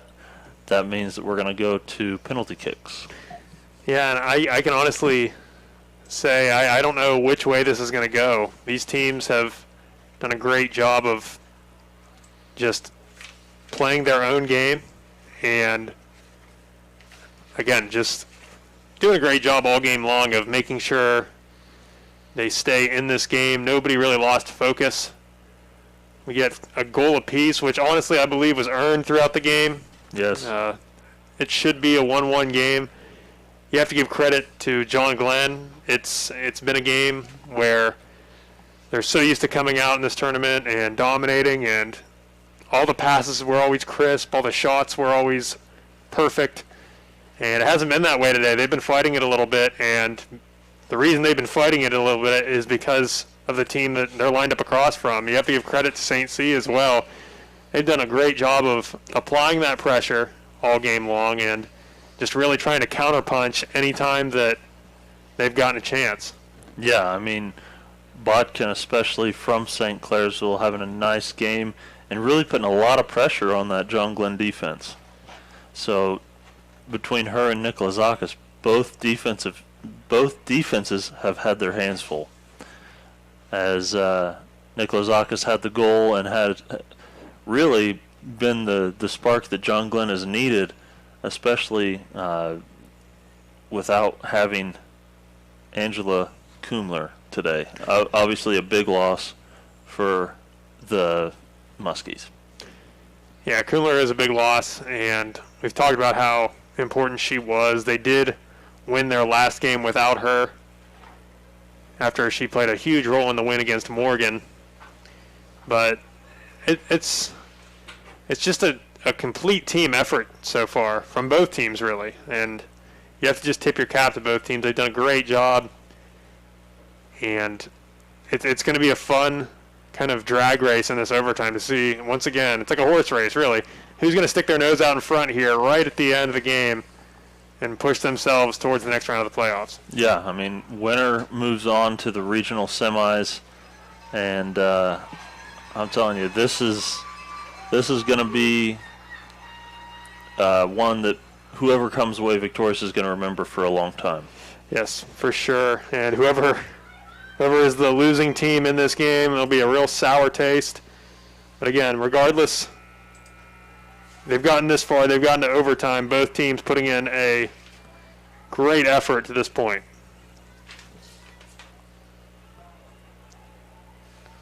As we're going to switch ends again, St. Clairsville will have possession first.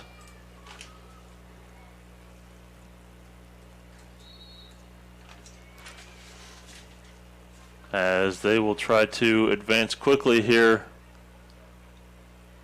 And in this one quickly is they're going to have a throw in on that near side.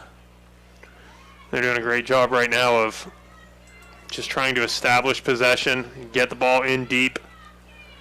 As Nikolazakis has it now, as she goes down that right side, gets the ball back.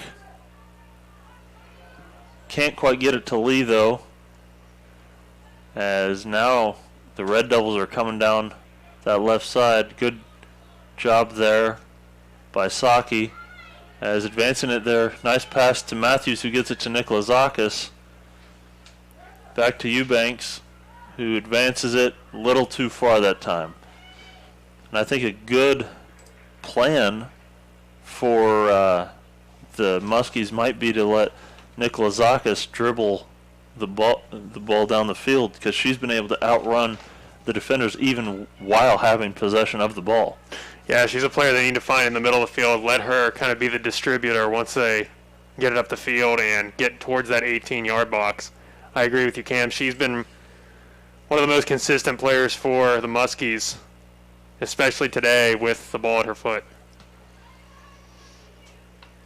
As the throw-in here, St. Clairsville has it. It's going to go out, so now we're going to see a throw-in for the Muskies.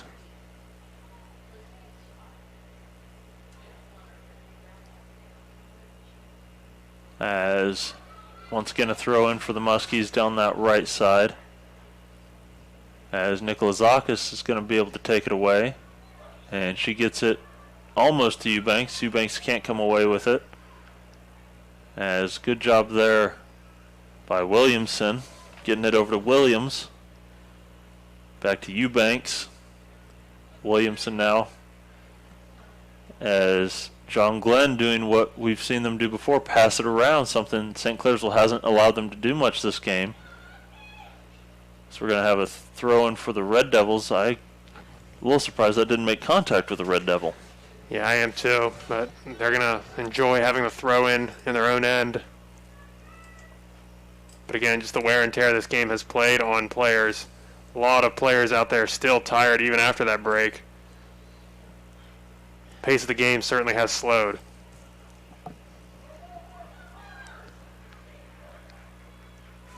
Now Walk going to claim that shot from the bad angle as she tries to boot it towards midfield. Great job by St. C here, trying to just feel out the midfield and see where they can get this ball to as they try to get one to Bodkin, but it's nothing happening. As the winner of this game will move on to regional semifinals, taking on Riverview or Dover. They are playing right now. That one almost might be finished as we are in overtime. I'm not sure what the score to that one is at this time, but as Bodkin now throws it in, as Williamson getting physical down in that corner, takes the ball away as she gets it, as advancing it down that sideline now. The Muskies, as a miss kick that time by St. Clairsville, as Matthews tries to get there, can't quite get there in time. As Eubanks now able to come back the other way, gets it to Nikolazakis, as Nikolazakis is going to come, and nice tackle there by the Red Devils. As Bodkin coming in at goal, might have a chance to end it. Miss kick is going to result in a goal kick. Very, very close opportunity there for the Red Devils. Yeah, that was close. And she again looked skyward, kind of frustrated. She knew she had the chance there that could have maybe sent their team on to the next round. John Glenn just playing that long ball forward. They're hoping to find Nikolazakis on the run. And that foul going to be on Nikolazakis. She just gets a little bit too eager to get to that ball.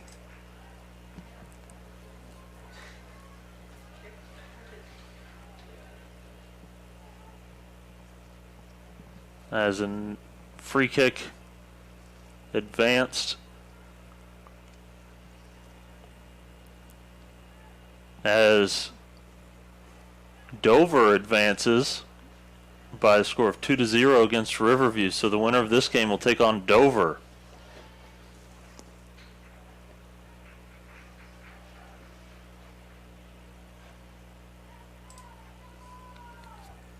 .25 left in our first overtime period, with a throw in here for the Red Devils. And at the start of this overtime, the Muskies looked well in control. now Red Devils have a chance to end it, and we're going to see a corner kick. They have to make sure everybody's accounted for in the box if you're John Glenn. As it's cleared out, St. Clairsville will maintain, and a good deflection is going to hit a St. Clairsville player in the face, and she goes down immediately. I believe that's Bodkin, 33. She's had a couple brutal either ball to the face or hit her head on the turf earlier. So yeah, that one stings. That's a redirect off a player right into upper body. Hope she's okay as she's being attended to now on the turf. So we're going to take a quick timeout, and we'll be right back after this. Nikolazakis Trucking and Construction Incorporated specializes in mobile crane service, industrial rigging, machinery moving and installation, heavy hauling, excavation, and grading. Currently, the largest mobile crane in their fleet is a 210-ton all-terrain. The CCCO certified operators and qualified riggers are fluent with lift planning and safety assessments and are always willing to lend a helpful hand. With their in-house permitting, specialty trailers, and secure storage facilities allow for heavy haul group to assist customers with storing and moving their construction and manufacturing equipment throughout the region. Nikolazakis Trucking and Construction Incorporated Excavation Division has substantial experience site development, including mass excavation and construction of access roads, building pads, truck lots, site utilities, horizontal boring, rock trenching, and concrete coring. Nikolazakis Trucking and Construction Incorporated is a proud sponsor of tonight's broadcast and wants to wish the John Glenn Little Muskies with best of luck, especially Marina Nikolazakis. Go Muskies! Here at MVHC, we offer adult, dental, pediatric, women's, pharmacy, and transportation services, as well as behavioral health. We accept all patients. Make your appointment today if you're not feeling well.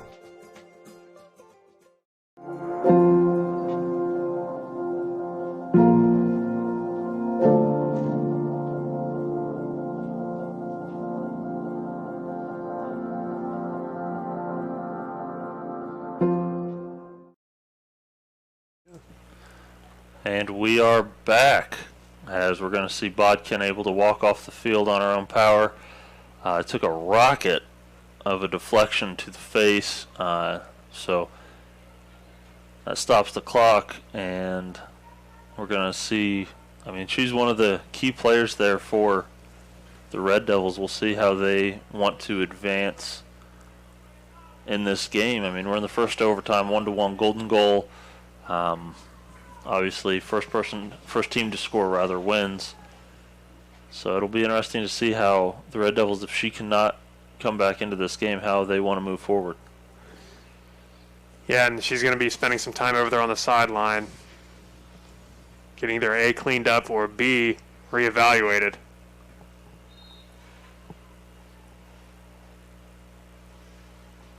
As Lemon punts, gets it to Williams, who gets it to that right side.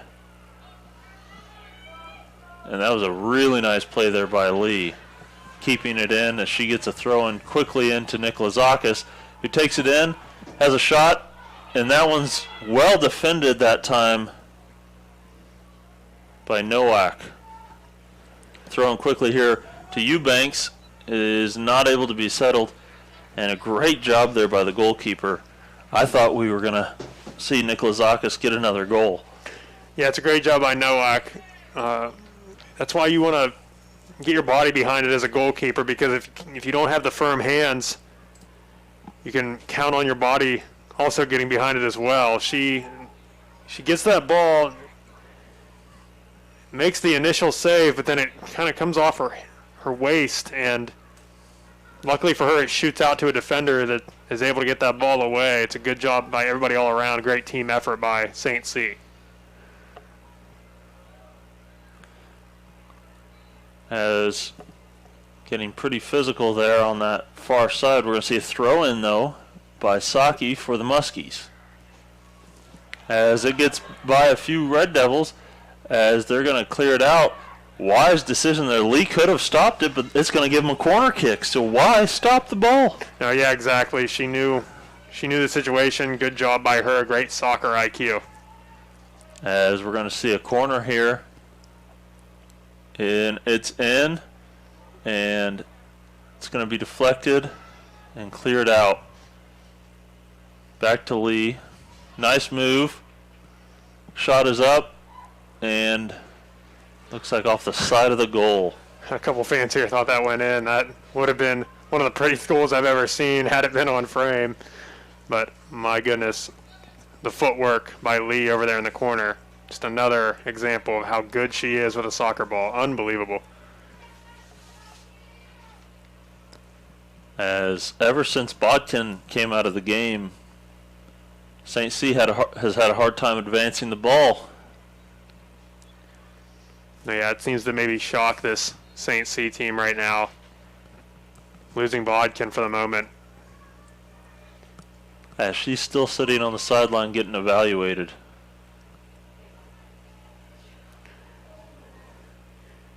And Lee makes way, comes out of the game for John Glenn. As we're going to have a throw-in once again by Saki. As John Glenn has leveled out that hypothetical foosball table that we've referenced a few times today. As a nice advance there is going to be all the way to Nowak.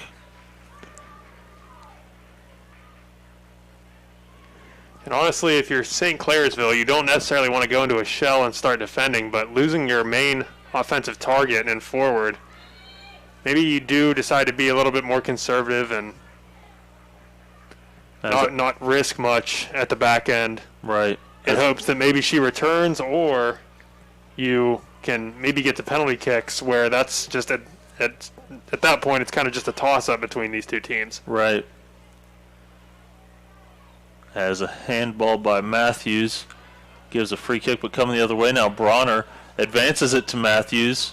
She gets it into the box, and right there a little bit of a miss kick as we're under 5 minutes in this first overtime.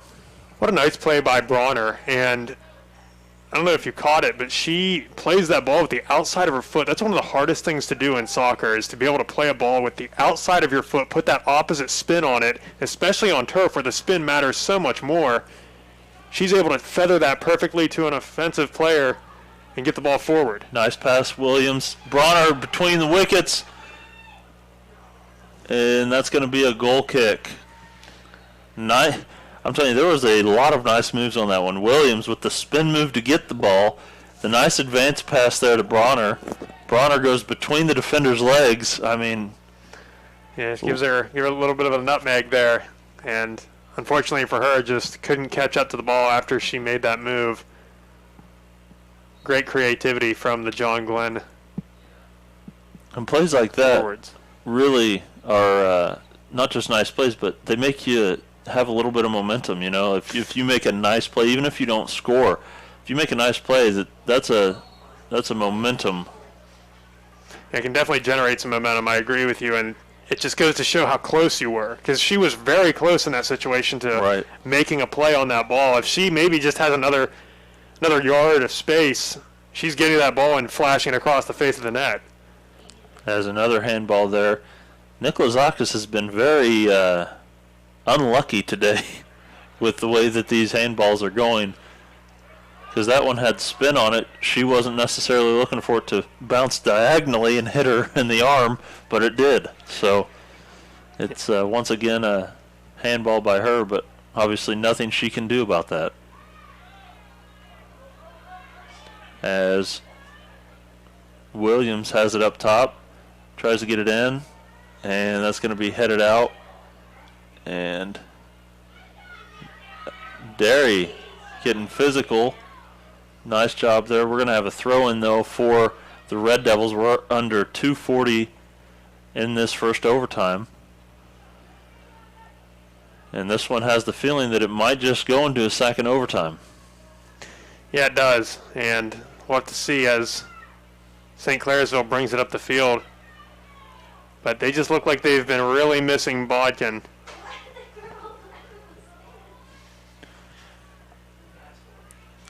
Yeah, I would definitely agree. Ever since Bodkin went out, their offense has been a little bit stagnant. However, all it takes is one play at this point and the game's over. So we're under 2 minutes now. As Goddard now. St. Clairsville coming back down that right side. As good defense there by Williams, as we're going to see a whistle this time by Williams. Huge opportunity here on this free kick. They need to be able to hang this high in the box, put players backside, and run onto the ball. They can't have a low-driven one here. They have to at least test limit and net. As Ott is going to take it as a low line drive, exactly what you said couldn't happen. As Ott tries again a low line drive, it's going to go all the way to Lemon. And what a play that time by John Glenn, avoiding what could have been disaster. Yeah, John Glenn will take that all day on a free kick right there. It's not an easy one to deliver in Ott's defense, but you have to get some lift on that ball if you're going to be the one standing over the ball. They're about 45 yards out. Especially for a team that's been struggling on offense of late, you have to make do on those chances or at least generate something, because right now their offense just looks flat as a pancake, really. And they just can't generate much at all. As we are under 40 seconds left in the first overtime. As that one is cleared out. St. Clairsville, though, regaining possession. Ott. It's cleared out once again. As Matthews and Nikolazakis can't come away with it.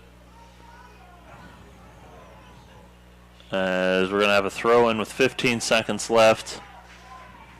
As trying to get it down that sideline to Florence. As we're going to have another throw-in with 5 seconds left. And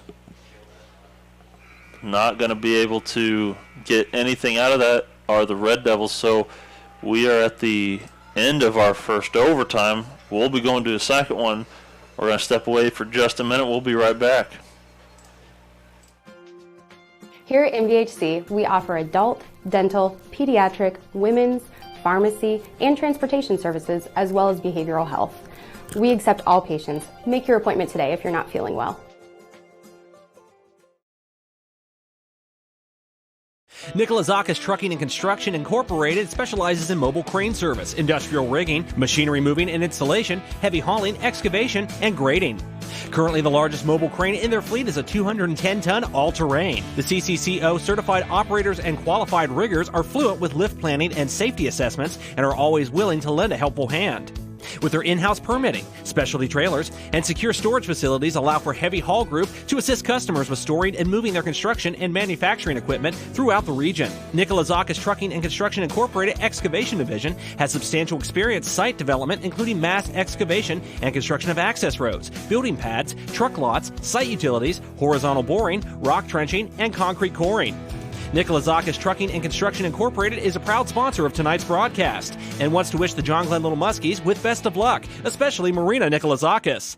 Go Muskies!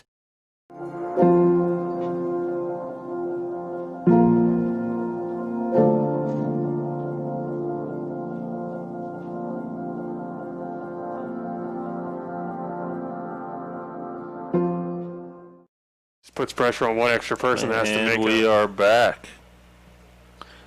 As we're talking a little bit about Bodkin for the Red Devils. Not sure she'll be coming back into this game. And holding ice to her face. Looked like she was being evaluated. Ball might have hit her directly in the eye. Yeah, it looks like she's icing her face down over there. And like I was in the middle of saying when we came back from break, it's going to put pressure on just another player to step up on this team. And, I mean, right now, I know we're 15 minutes away, but should this game go to penalties, it's going to be a lot of pressure on somebody that normally wouldn't have had it, you would imagine, if Bodkin was in the game. She does a lot for this team. The corner kicks and just all around being their main forward. She's a dependable person that unfortunately isn't there anymore. Right. As we'll switch ends again, John Glenn will have possession to start. As we are into our second overtime. As Lee has it on this near side. And nice move there by Lee. She gets it to Matthews. Matthews tries to get it to that far side. Good defense there, as that was nearly a gorgeous pass. As we're going to see the Muskies try to end this in the second overtime, not let this get to penalty kicks, because towards the end of regulation we liked the Muskies' chances if it got to overtime.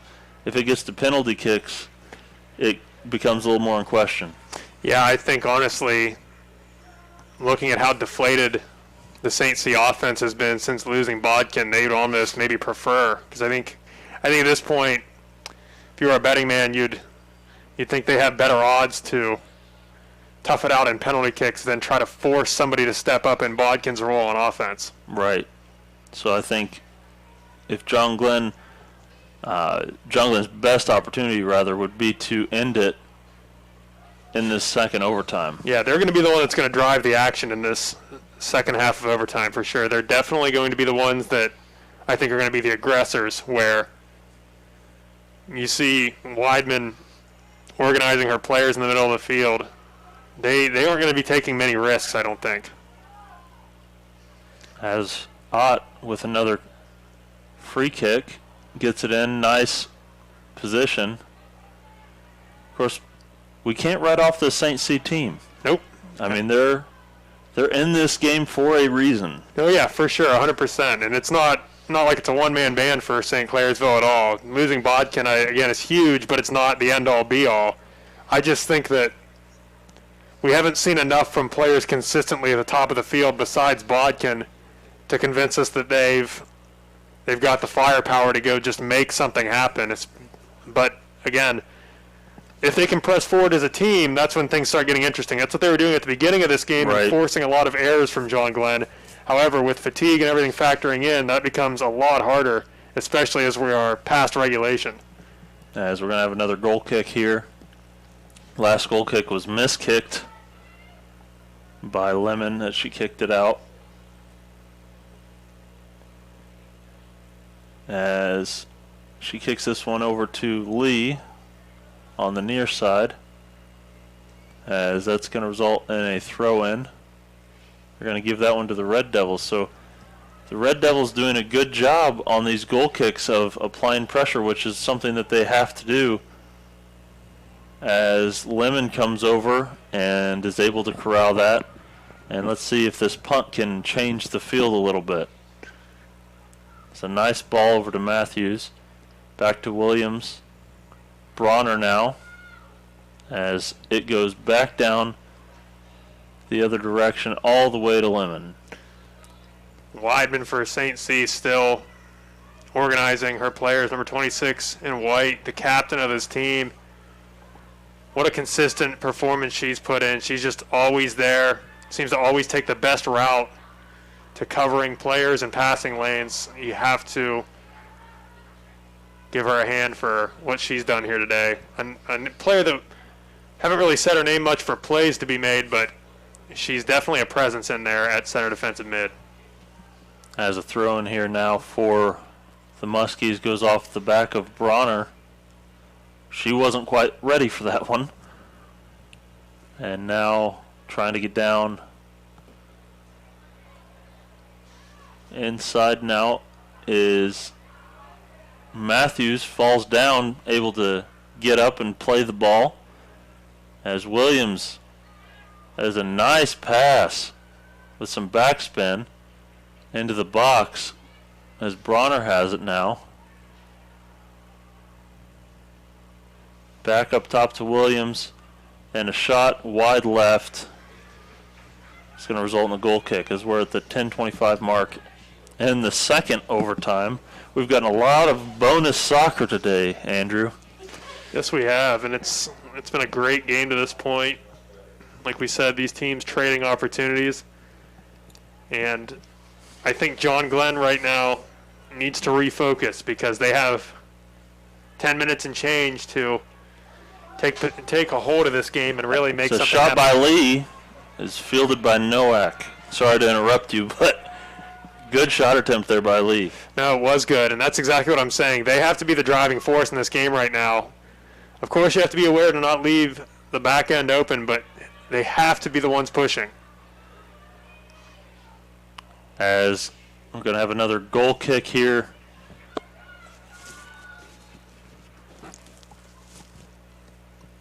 For the Red Devils. And if you're the Red Devils right now, you have to just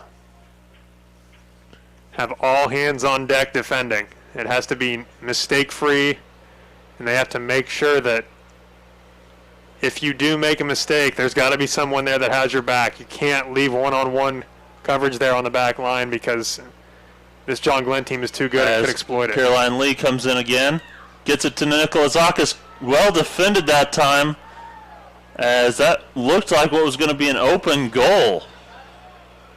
So Lee, nice maneuver, gets it to Nikolazakis, and then coming off that backside, a defender that Nikolazakis just didn't see. Yeah, somebody with Johnny on the spot there with positioning for sure. It just all worked out perfectly for the Devils, and they stay alive in this overtime period. As Saki to throw it in. So we're going to have a substitution as Eubanks comes out. Coming back into the game is number 6, Lydia Rolling.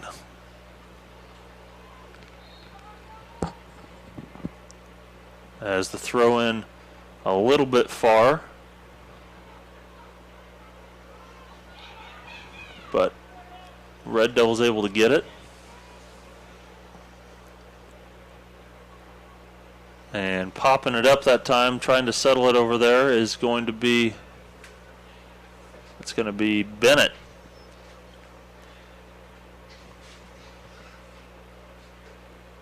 And so a throw in for the Red Devils, and it really is a miracle that they came away unscathed in that last push by the Muskies.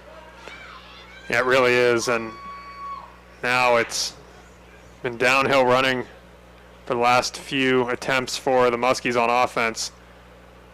They've got to make sure they can keep it going while also being aware on defense not to give up anything cheap. As there's going to be a throw in for the Red Devils. As this new press box here at John Glenn, the heat works well. Definitely gets a little toasty in here. But once again, a thank you to Michael Dunlap and John Glenn for having us and allowing us to do this. Great facilities here. As the shot in, Lemon's able to get it. But John Glenn has great facilities all around. This new press box at the soccer field is no exception to that rule. Really just a great school and a great place to do a game.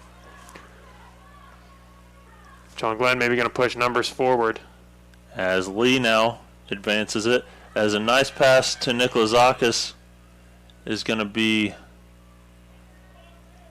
almost controlled by the Red Devils, as Rolling comes away with it, and that's going to be Nowak on the stop there,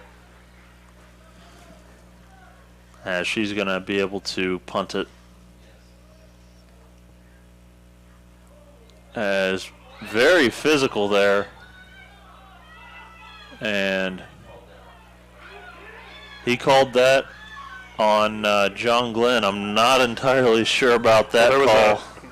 What he saw was there was a push down, but a handful of jersey by the John Glenn player. That, I think, is what the referee finally saw. As the long kick in is going to be offside. Yeah, they kept that back line high, inviting that ball over the top, and they just kind of pulled the rug out from under him at the last minute, jumped forward, offside call. As that free kick possessed by St. Clairsville, as Bennett trying to get in there and get it, nothing going, as we're going to see nice pass there by Nikolazakis over to Lee. Lee tries to get it back up to Nikolazakis. Nikolazakis on that right corner brings it in, And a shot by Lee is going to be missed kick. And that's going to be wide right and way too high as we're under 4:45 in this second overtime. As these players, a lot of hands on hips. Everybody is gassed at this point in the game. Yeah, Lee's shot on that last sequence, always rising, didn't really have a chance to go in, but she just saw the opportunity. She saw the shooting lane and decided to take it. I don't knock her for that, because right now they're looking for that game-winning goal, or the Muskies. As the Red Devils, Florence trying to get it down, and that is going to be a throw-in for the Muskies as they try to change field quickly over the head once again of Caroline Lee, as Florence now. Great defense. Good job there by Saki. Saki doing a great job. If she doesn't come away with that ball, it's a one-on-one with their goalkeeper, Lemon. A play that doesn't seem too much of a threat because Saki deals with it so well. And good defense there by Lee as she gets a throw-in for the Muskies there. As we're going to see a throw-in now for the Red Devils. So 3:20 left in our second overtime, and that one's going to result in a throw-in for the Red Devils as well, as Lee kicks it out. So Lee has been very active in these overtimes, especially as Williams is going to try to pop it up, and it's going to go out of bounds. I like the thought there, just a little bit too firm. You pop it up with some backspin, try to let your player run underneath it. Just went about, what, 3 or 4 yards too far?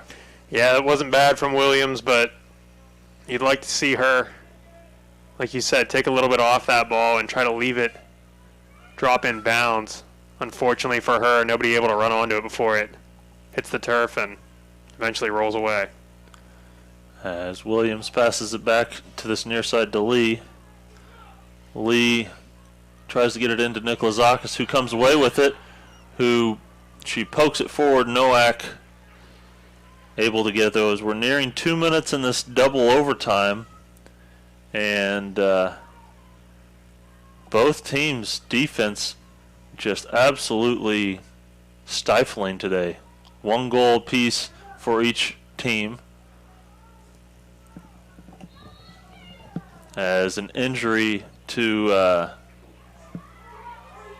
one of the St. Clairsville forwards that was really one of their more aggressive players, Bodkins, number 33. Was at the beginning of the first overtime or end of regulation? I can't remember. It's at the end of regulation, I believe. They were missing Bodkin, and again, it just stings for a team and a player to see how much potential she was playing with. She was doing so well, but just can't continue in this game, and it's a painful loss for St. Clairsville.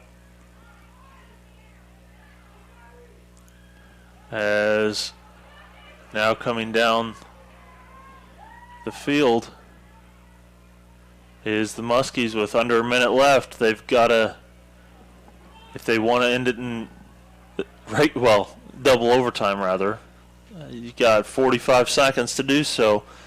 Red Devils trying to get it in there. And the referee here on the near sideline is waving. And fans very upset that that was not seen a long time ago. So we're going to have a little bit of a get together with the officials.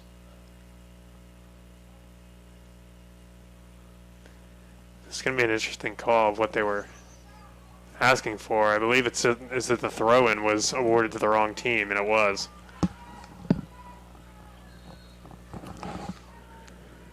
So 30 seconds left And we saw that in the last game where the official did not catch that. Yeah, that's true. And my goodness, one player, that's Florence, she's going to have her head in her hands for a second there.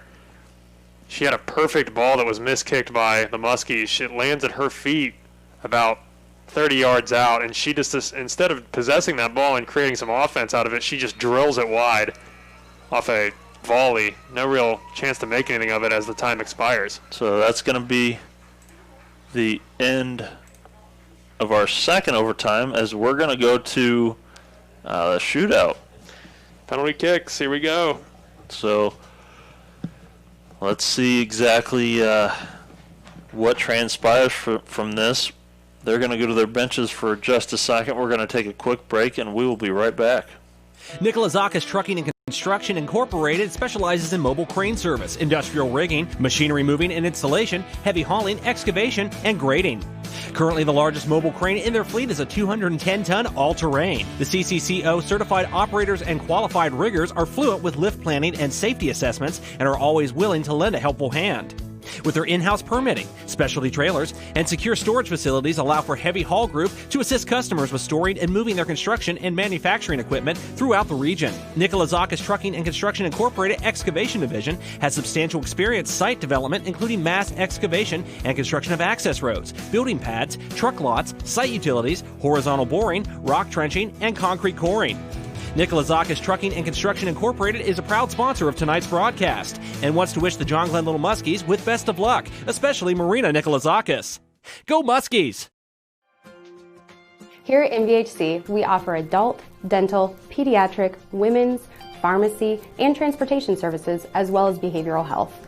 We accept all patients. Make your appointment today if you're not feeling well.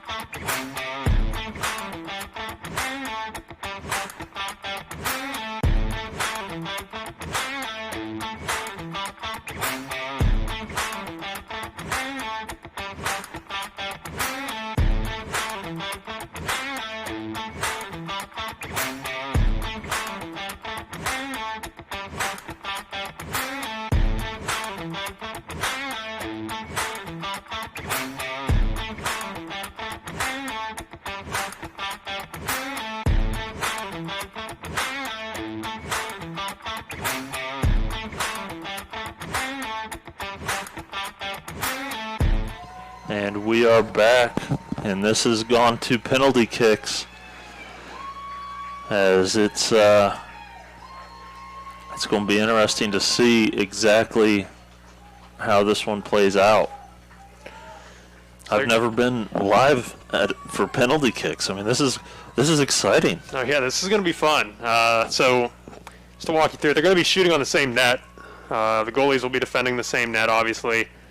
The teams are going to stand at midfield. They'll send out each player they want to shoot, and it's going to be best of 5. If they're tied after best of 5, then they'll be going to sudden death. So basically, you have to match the other one to keep going. So right, it'll be interesting to see what they decide to go with.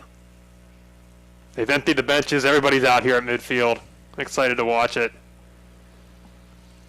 One team's going to wheel away in happiness. The other one going to be heartbroken after the game that we've watched here today. Such a great performance by both teams. As we're going to see number 4, Megan Malin, take the first attempt for the Red Devils. And this is going to be interesting because it's going to be a guessing game. Goalie has to pick where she thinks she's going to kick the ball, and she has to commit early. She has to keep her heels on that yellow goal line. And the forward has to stay moving forward at all times. As that's going to be a goal. As that's going to give the Red Devils the early lead, 1-0. It's a nice penalty kick by Malin to be able to step up and just deposit that in the corner. No real chance.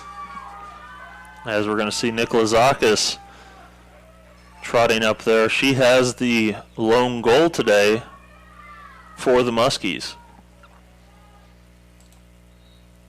So Nikolazakis, shot attempt off the crossbar, no good. Oh my goodness. That's rough. Not square posts anymore. They use rounded off posts, and it's supposed to give the forwards a little bit of an advantage, but even then she's unable to get that one to go in. Brutal for Nikolazakis, as that one could have easily gone bar down. It comes bar down and out, though. Wow. That was... game of inches. Yes. That was incredible. But now the pressure on her goalie. As we're going to see... oh, Ariel Ott. Too much air. It goes over the crossbar. As this one's far from over. Yeah, two high shots, and Ott distraught after that one. She just can't believe that she smashed that penalty kick too high, but she hit that high, and it had a lot of pace on it. I think if it's on frame, that's probably a goal, even though it was relatively down the middle. As Caroline Lee now has the opportunity to tie this at ones. And she does. Caroline Lee comes through for the Muskies, as that makes it 1-1 in these penalty kicks. Great composure by Lee. Again, another one that they shoot into that bottom left corner. As I believe that's number 18. As that's going to be Michaela Hendershot, senior captain, as she goes out to try to give the Red Devils an advantage. Let's see if Lemon can stop this one. And she cannot, as Hendershot finds the back of the net. It's a really nice penalty kick there. Again, one of the real cardinal sins of penalty kicks is trying to deviate it to one side and not really getting much on it. But if you bury it into a corner, more likely than not, it's supposed to be a goal. That one just real inches away from that bottom left corner again. These players, it's looking right now, feel a lot more comfortable shooting across their body than trying to push one to that right side. As we're going to see number 13, Kaiten Reel, attempt this penalty kick. She's taking a long run up to it.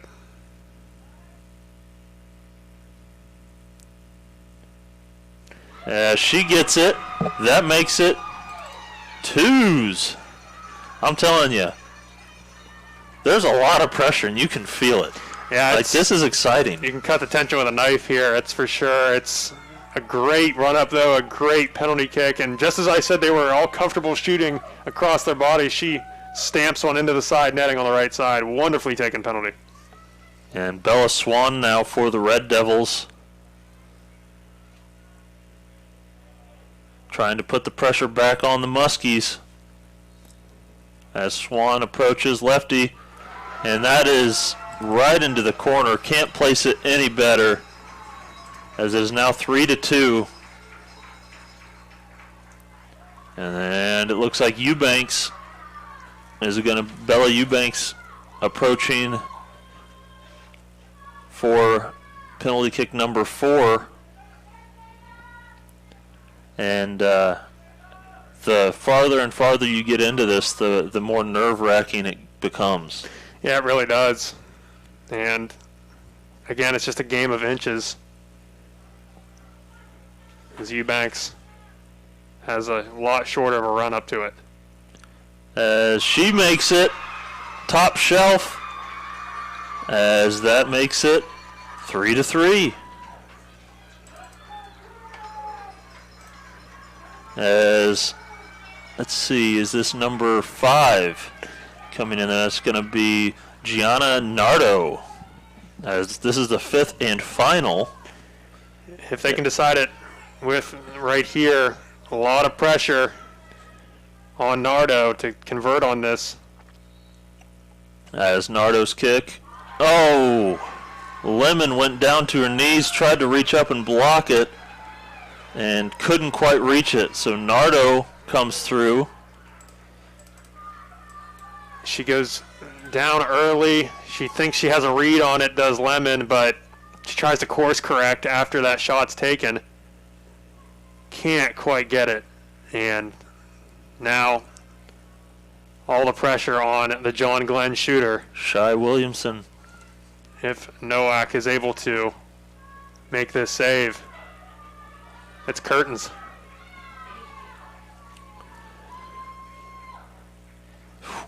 A lot of pressure here. A lot of pressure. I sure do not envy the number 11 in maroon right now. Me as she neither. walks up to the ball. Shy Williamson, a captain on this team. Can she keep it going? She cannot! What a save by Nowak, as that's going to be how this one ends.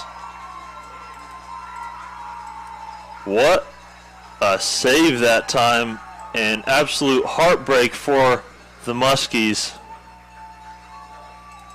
But really great game played by both teams. Kim, I don't say this lightly. This was by far the greatest game I've ever had the pleasure to call. It was unbelievable from start to finish. The Muskies will be frustrated that they can't finish it off. They had their chances and just couldn't get it done, but give credit to St. Clairsville. They do a great job. They come in here on the road. It's a huge playoff game. This John Glenn team had been rolling prior to this game. St. Clairsville poses a test that they just can't pass, and the Red Devils will be moving on. They'll be taking on Dover in the regional semis. Great season, though, for the Muskies, as they do fall short in this one. And, I mean, man, 1-1 going into overtime. I thought, you know, especially with number 33, Bodkin, going out, I thought, man, John Glenn has a real opportunity here to come through and pull this one out. They were unable to, but what a game. Great job by both teams in this one. And, I mean, really, man, what a game. What a game is right. And tip your cap to both teams. Congratulations to St. Clairsville, as they are going to move on one step further in this playoff. So, once again, your score 2-1. I'm Cam Summers, with me, Andrew Price. Big thanks to Joel Lasigo running our camera. It's been quite the honor getting to do this for the Muskies. in this tournament run for them. Once again, a thank you to our sponsors, MVHC and Nikolazakis Trucking and Construction. That pretty much does it for us tonight, Andrew. Big thanks to ABC Communications also for putting this on. For everyone at ABC, I'm Cam Summers. With me, Andrew Price. Have a great rest of your weekend. Don't forget to tune in tonight as we will have Meadowbrook taking on St. Clairsville in the high school football playoffs. That'll be, you can find that on yourradioplace.com or on the YRP TV YouTube page and Facebook page. So lots of stuff going on. Not sure what the final was to the Meadowbrook John Glenn volleyball game earlier. Last we checked, it was 1-1 as far as sets go. So a lot of stuff going on. Continue. We would love your continued support as we cover sports starting very soon with winter sports as well. So once again, for ABC Communications, I'm Cam Summers. With me, Andrew Price. That does it for us. Have a great rest of your weekend, everybody.